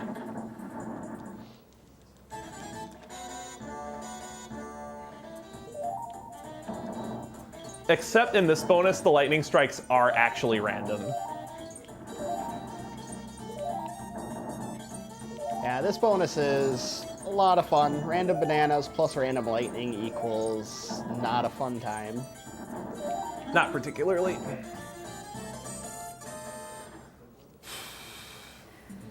Yeah, we pick up a DK barrel here, get back on script, and hopefully not get hit again.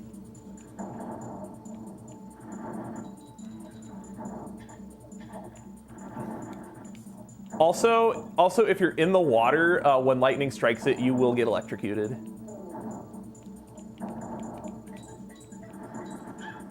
Oops, that's not good. All right. I gotta line this up now. In order to keep the bee cycle the way I want it, I actually need to keep these bees on screen. Thank you, thank you. I don't even care if that's slow, I'm not dead, not dead. You did not die. Making it through that level is the most important thing.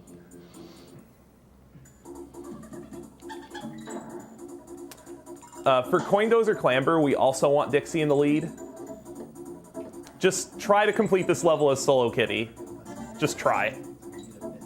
I'm not even talking about like speedrunning, I'm just talking about completing this level as Solo Kitty, period.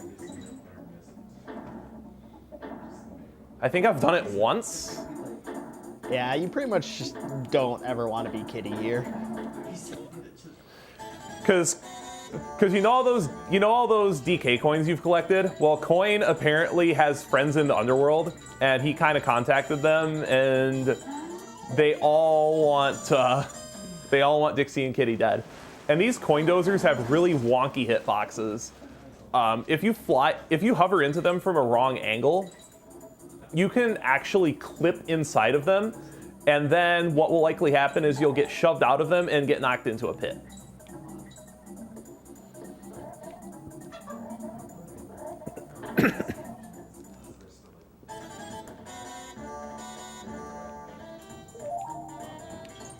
The platforming itself in this level is not terrible. It's just the enemies are in awful positions. Yeah. Also, what did we say about hiding spawn points in the foreground? Yep. At least this one you can more easily infer that it's there because it's out in the open on the other side, but it's still not okay. Not particularly.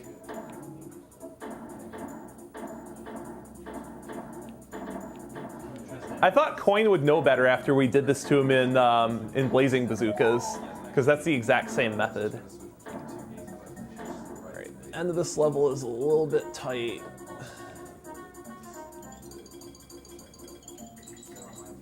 Those jumps can be scary.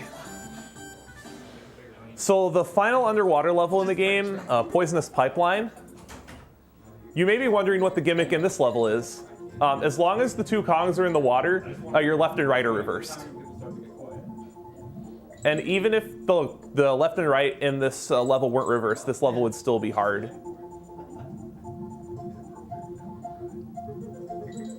Yeah, just the enemy placements in this level are hard enough, and then they go on reverse I'm gonna controls. wait. I'm gonna wait.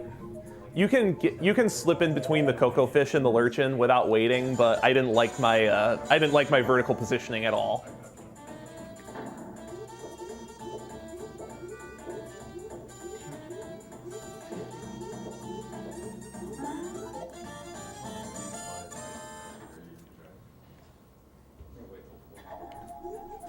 And one nice thing about entering this bonus is you get to leave it as on guard, which is still, it's very, very useful even with the controls backwards. That's a midway point that like if you're doing a record attempt, you would want to avoid as well, but marathon safety. All right. This second half of Poisonous Pipeline really tests your mastery of the swim mechanics.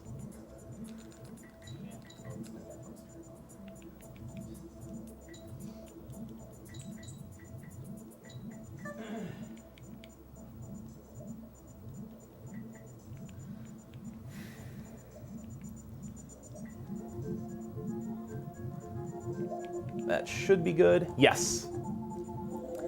Getting into that second bonus without taking a hit is not easy to do. And this may look very easy to do, this bonus, but It's not. Like, swimming in a perfect oval to collect 30 stars without passing one up with reverse controls. Yep. Also, another thing that's difficult is jumping out of water, because as soon as you jump out of the water, your controls go back to normal. All right. So, Castle Chaos. This is the final boss in any percent. And I think that this is the coolest final boss in the series, just speedrun-wise, because there's so much tech. And just in general, this is just a really cool boss. I want to say natural route, this fight takes 4 to 4.5 minutes. We're going to complete it, hopefully, in a little over half of that. But in this fight in general, it's really important that I don't get hit. Because doing this fight as solo kitty, just no. If you lose Dixie, you're sunk.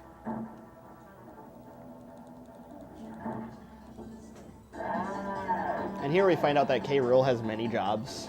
Turns out he's a mad scientist, as well as being a pirate. And that K. Rool has a wife. Apparently. Yeah.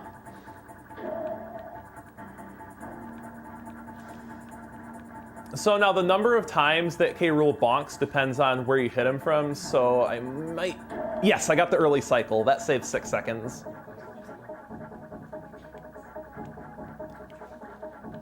So now he should stop right before this lever. I should be able to get a quick hit here.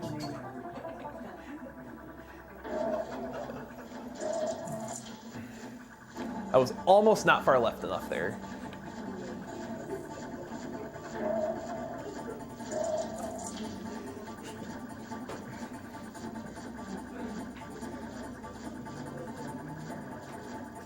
K. Rool pressing his remote there is a good visual cue for that jump. Thank you, Overfiend, for showing me that.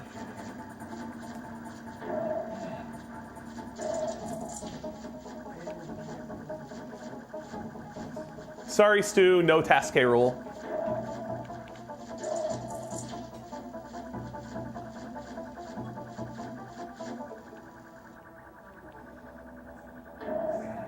One. 2. That was pretty much perfect. Yeah, that was a really well done fight. So now I get a little bit of a break here.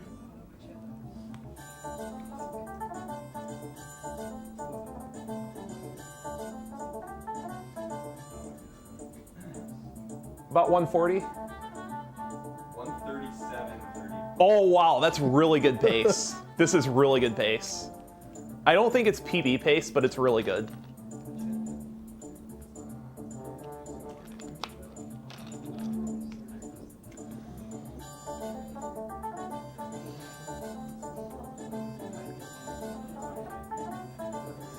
Sorry, nothing impresses Cranky. He's too old and conceited to be impressed. All right. Oh, Cranky. All right, so now, as soon as you see Dixie's photo album, you can reset. Because it saves then. But this is 103%, so we're not done yet. Yep, now we have all of World 8. Yes, anyone who remembers my run 2 years ago at a certain other marathon, if you're seeing this, when I said that the Lost World of Krematoa World 8 was 10 times worse than 103%, you're about to see why. I'm not going to be saying too much of anything during World 8 because this world is absolutely insane. I believe your splits are named Run Killer 1, 2, 3, and 4. That is correct, because every single level in this world I've lost runs to. Yeah, so we made mention of Run Killer 0 earlier. Well, here's all its big brothers. Mm-hmm. So in order to access levels in the Lost World, you need to give all the bonus coins you found to Boomer Bear, and you need the entirety of the bonus coins from all the levels in the game to open up every level in the Lost World.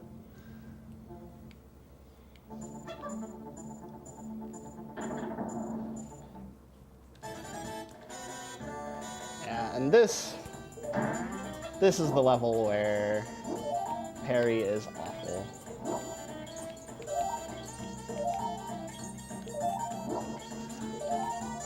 Where'd my R input go?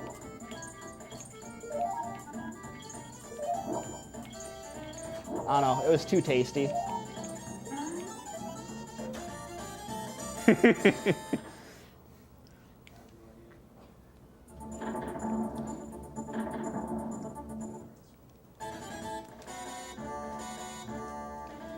All right, so there's a strat that you can do with Squitter.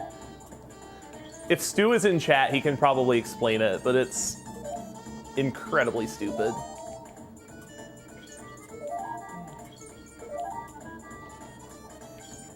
And this has some really bad variants too, with green banana placement. You can get to all of them, it's just hard. It's just hard.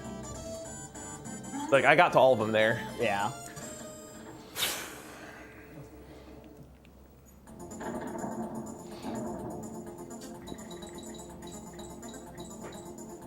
All right, so parry here. We need to get parry, and we need to keep parry to the end. Yep. And the gimmick of this level is you can't stop. Nope. You are constantly running the entire level.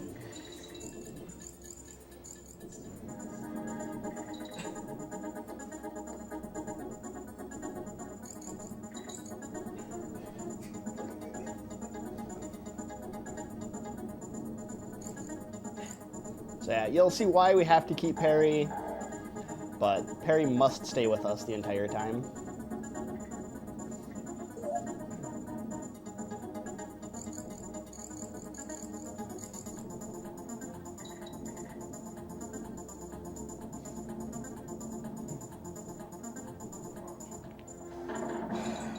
Not over yet. All right, first part's done. Now for the All right. second hard part.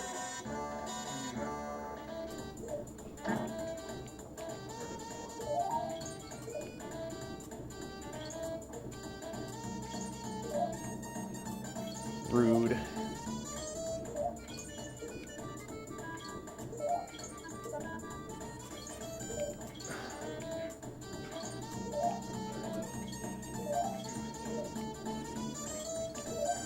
All right. That's done. That's done. So we had 4 heart attack jumps in that bonus. And I opted out of one too. yeah. And the heart attack jump is quite simply when the green banana is above the B. If you fail that bonus, you have to go all the way back to the beginning of the level to try again, and it's a 2-minute and 30-second loss. Yep. Like, it doesn't matter how far ahead you are. If you fail that bonus stage, your run is over. All right, this level, when done correctly, looks amazing. There are several very hard team throws that will be coming up. Time to throw your sister first. Oh yes, this is one of my favorite strategies. So now he gets to sit here and relax for a little bit, because he actually has all of the banana spots covered. What's this effort thing? Yeah. No, effort is what's coming up here.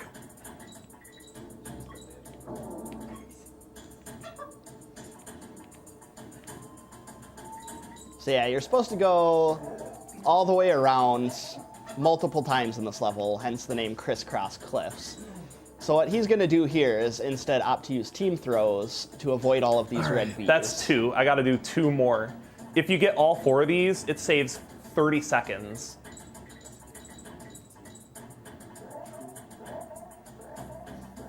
I do like the concept of this level, though. Yeah. All right, here's number 3.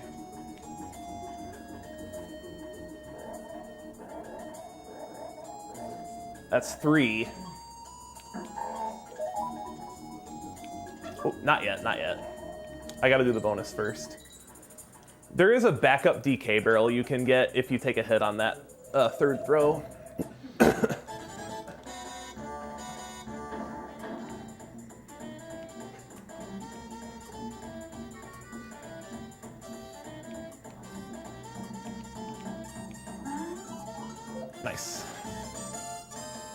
Now, after exiting this bonus, you need to scroll the barrels back on screen or they just won't be there. It's really weird. Then coming up here is the last throw. And Not high enough. Ugh. There we go. At least I recovered it. Very nice. You actually have to angle left just before you hit the red B, and it's very difficult. So I don't think I lost too much time by falling there.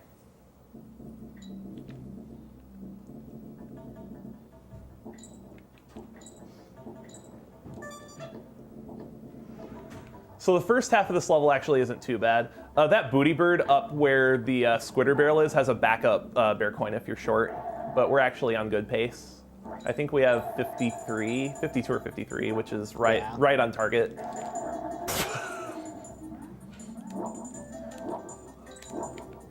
This is probably the most creative DK coin in the game. I really like this one.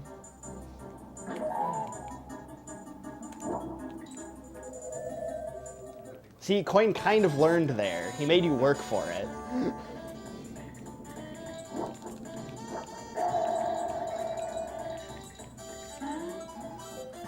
All right.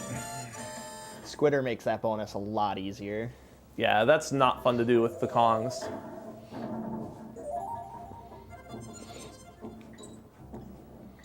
Just barely made that.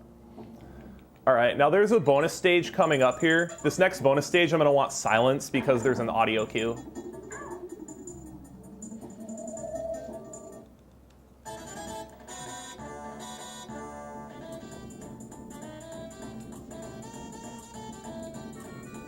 Okay, good.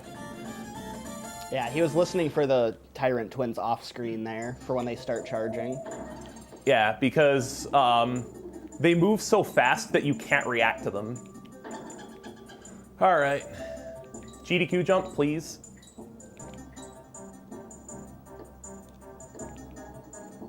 Yes! That is a very, very small window there. The reason why that's called GDQ jump is I ran Beat Krematoa RTA for SGDQ 2015, and hours before my run, I discovered that jump by accident. And then proceeded to nail it in the marathon, I believe. Yes, I did. I hit it.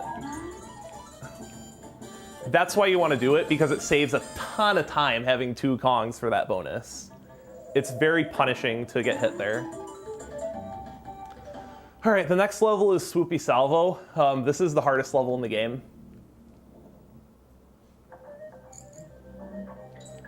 I'm going to take the beginning of this level a little bit slow to make sure I have 2 Kongs. So I'm going to actually wait for this B. I normally don't. I try to slip in between them, but doing this level with 1 Kong is never fun, because that DK barrel at the start, that is the only DK barrel before the midway point.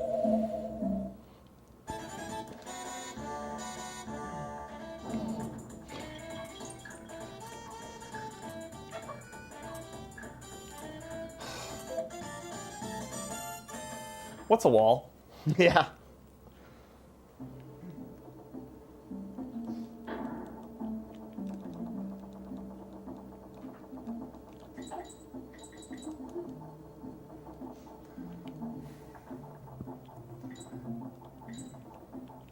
That section in particular, I think that's the most treacherous part of the first half of the level. Yeah, getting through these birds is not easy. Getting into that bonus is not fun either. Especially if you only have 1 Kong. All right, this is the last really difficult bonus.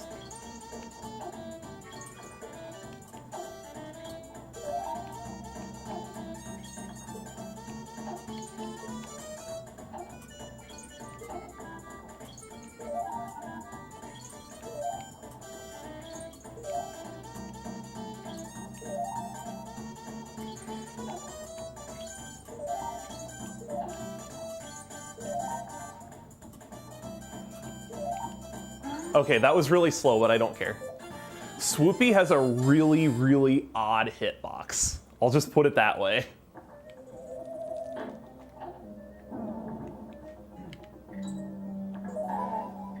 All right. Well, that's the hard part. The rest of the level is not easy by any stretch. It's just easier.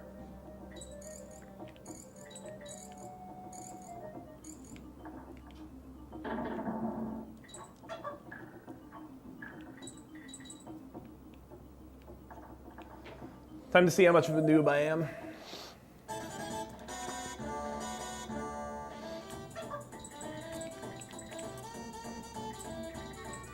Not today. Nice.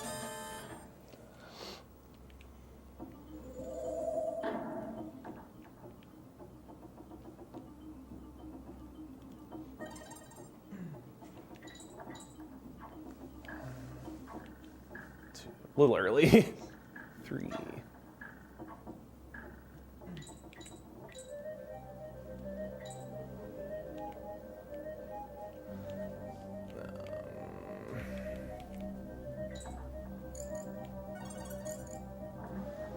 Solid.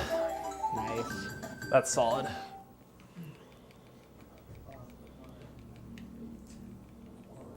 Now with those final bear coins, we can purchase... Bonus coins. The bonus coins. We can purchase the final upgrade here.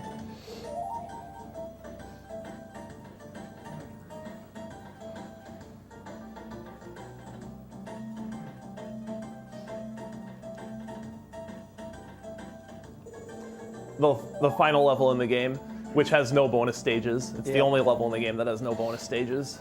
I don't even know the way the mechanics work in this level. I don't even know how you could implement a I don't think bonus you stages. can, and that's you why they can't didn't. really.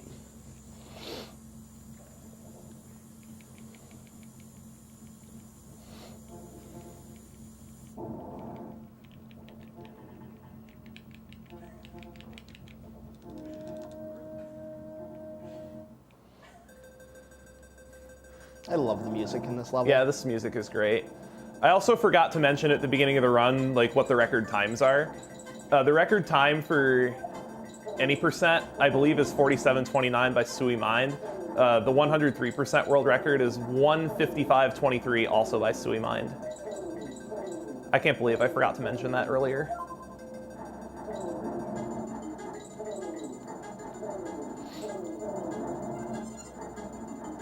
And my personal best is 2 hours, 2 minutes, 57 seconds.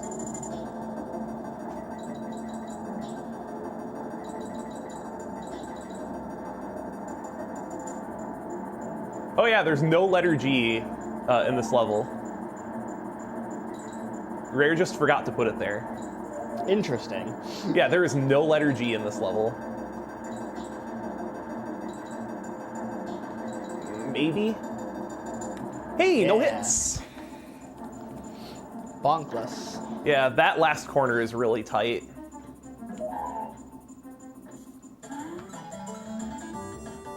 Like, the descent wasn't perfect, but it was passable. So now we give this last cog to Boomer. Then we have one more boss.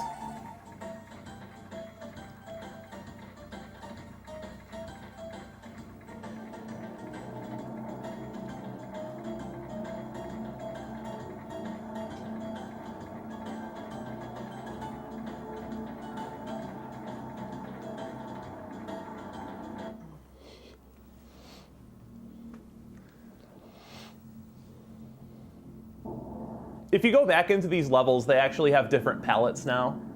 After the crater heats up. So time for Nautilus. This is the actual final boss of 103%. There's a little bit more to do afterward, but this is the last actual action of the game, and I would go to say that this is probably the hardest fight in the trilogy.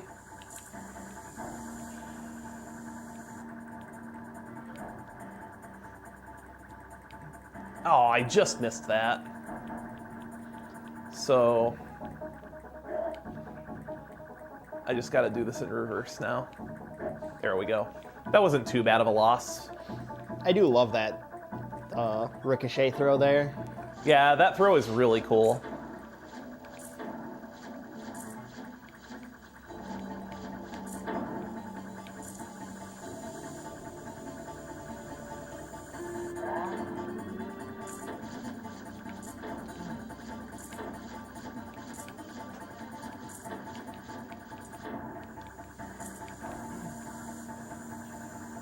So now after this hit, for the next hit, he's going to turn the conveyor belt on low.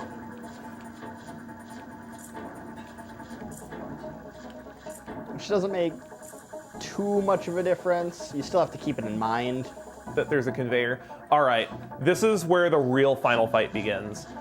Electricity is going to spawn from one of two sides.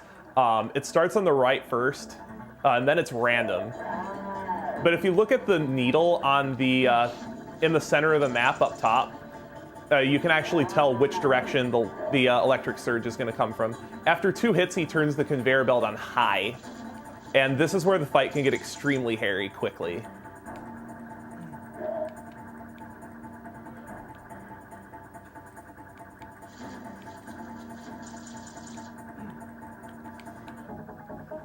That was a great last phase, actually.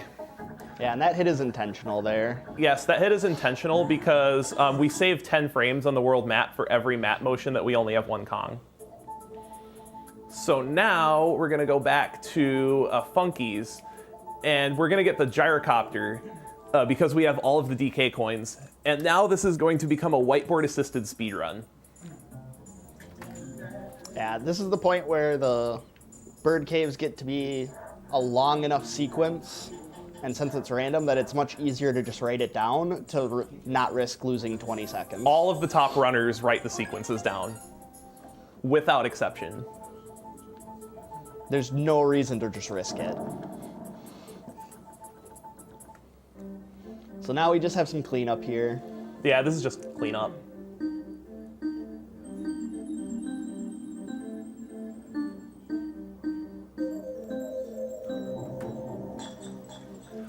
And those 55 bear coins that we collected throughout the game, we're finally going to put those to use. And you may have noticed earlier that there's a couple places we couldn't get a banana bird out of in some of the worlds. And that's what we'll be doing here. We're going to be getting the rest of those, yeah.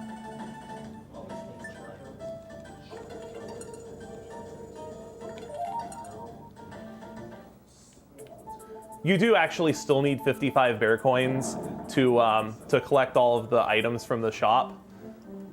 Even though I was able to cancel it, it just won't let you buy it.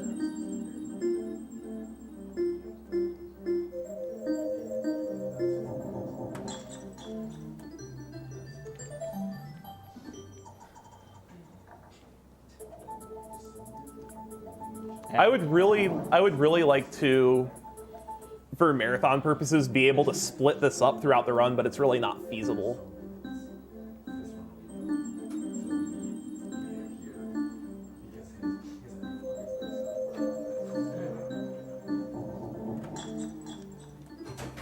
And the first cave that we did is one of the caves that you can only access with the gyrocopter. This next cave that we're about to do, K's Cache, this is one of the other ones you cannot access.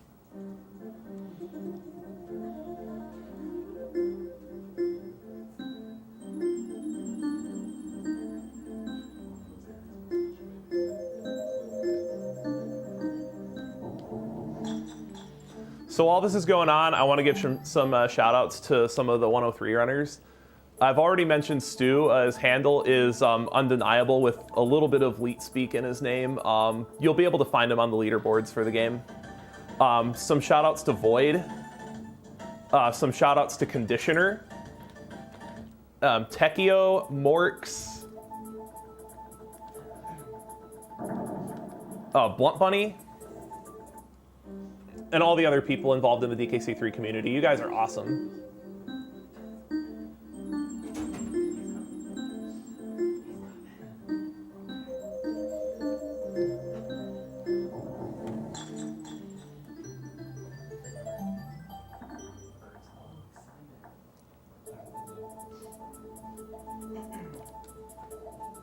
So this is one of the caves that we couldn't get while we were in the world because we needed to get the wrench from Barter's swap shop, which is how we get the, which is why we get the mirror. We have to swap the mirror for the wrench, and we give the wrench to Bjorn Bear in Razor Ridge, which is how we get access to that bird cave up top.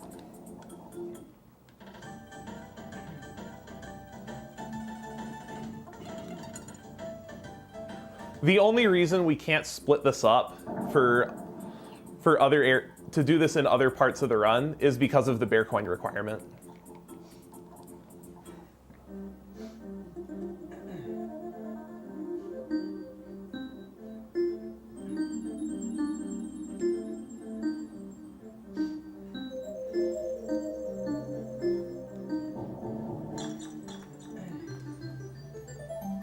So once we're done here, we just have some caves to clean up in the southeast, finish the trading sequence, and collect just a couple more birds. We do as many of these as possible while we're in the area. You just can't do too many of them as soon as you come.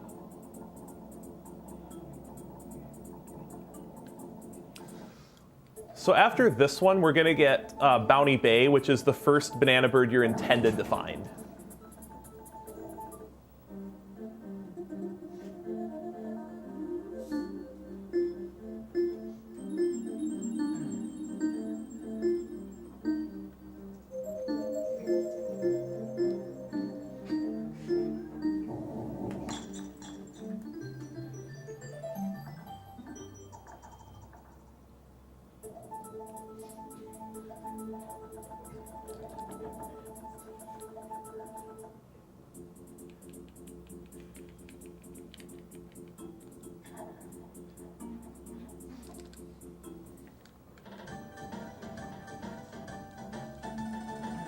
I'm sure most people who play the game casually get this much earlier in the game.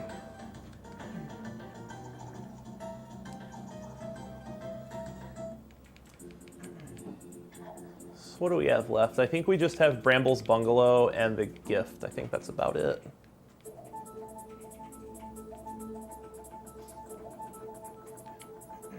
Nice. That's driving straight into that, collecting it, and entering the cabin in one fell swoop is harder than it looks. You'd be surprised how much time I've lost in cleanup on PB pace runs to stupid things like that.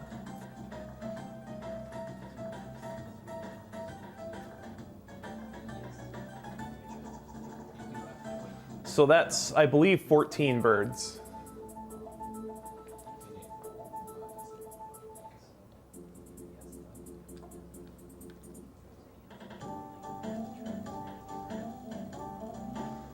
So after getting that present from Blizzard Bear an hour earlier, we finally deliver it.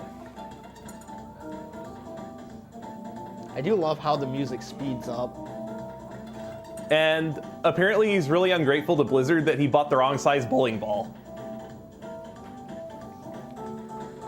But Brigadier Bear, back in Mechanos, he has a use for that bowling ball.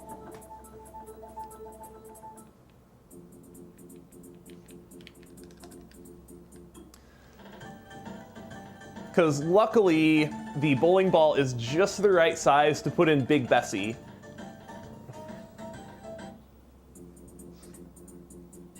Which is how we get up to Sky High Secret, the last cave.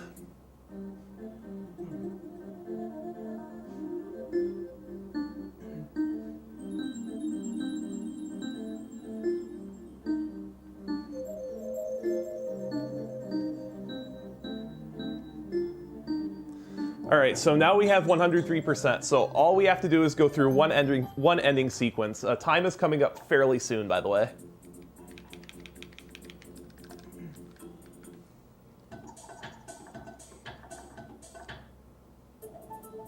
Overall, I think this run felt pretty good.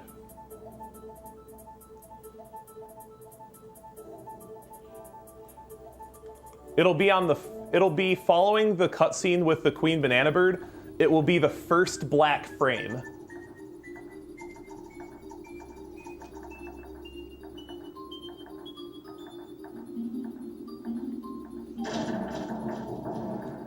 And time.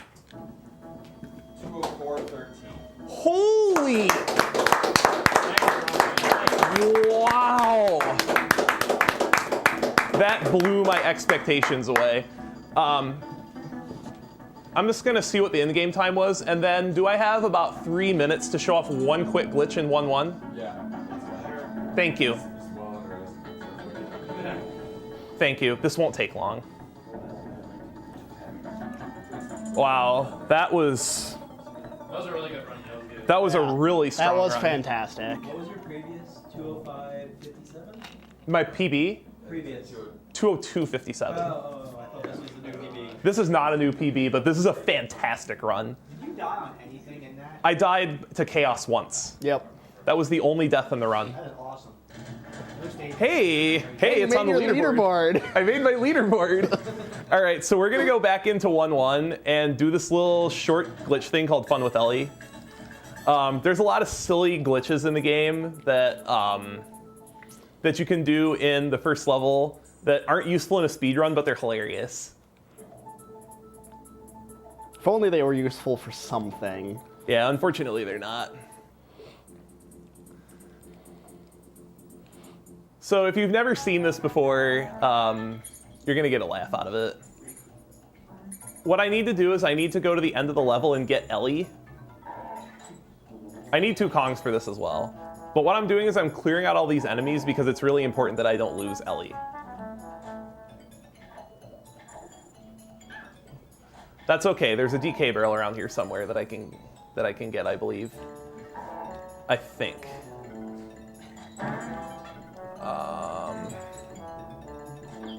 Maybe not.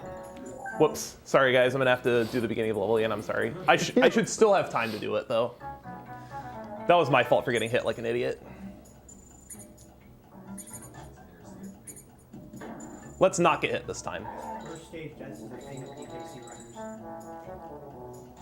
Hey, at least it didn't happen in the run itself. All right. That's much better. So, all right. So let me clear this bird out of the way. So it turns out that there's this game mechanic that you can, actually I need to get Ellie out of the way first to show the intended game mechanic. Get out of the way, Ellie. Yeah, you can jump on Kitty and have Dixie ride him like a barrel. That's a completely intended game mechanic. However, as it turns out, Kitty Kong is actually really, really strong. Yep. Also, you're not supposed to be able to do this because the devs kind of didn't test this end of the level. And you can get Ellie over to the starting point of 1-1 pretty easily from here. It gets better though.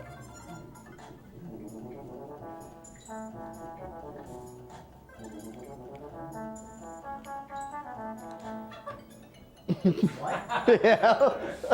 So the reason why that happens is the game actually tries to put you both on Ellie's back and on the rope on the exact same frame, and the game gets confused and this happens. The game gets confused, the viewers get confused.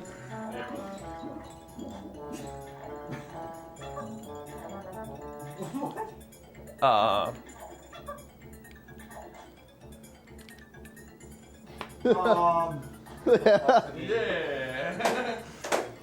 All right, and then there's one more little thing. It turns out that Ellie actually has psychic powers.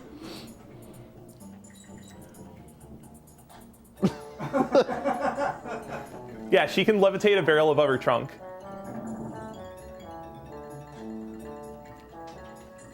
All right, so that's Fun with Ellie. That's all I wanted to show. Thanks for watching the run, everybody. That completely blew away my expectations. Thank you for letting me run this category. No problem. That was awesome. Okay. All right.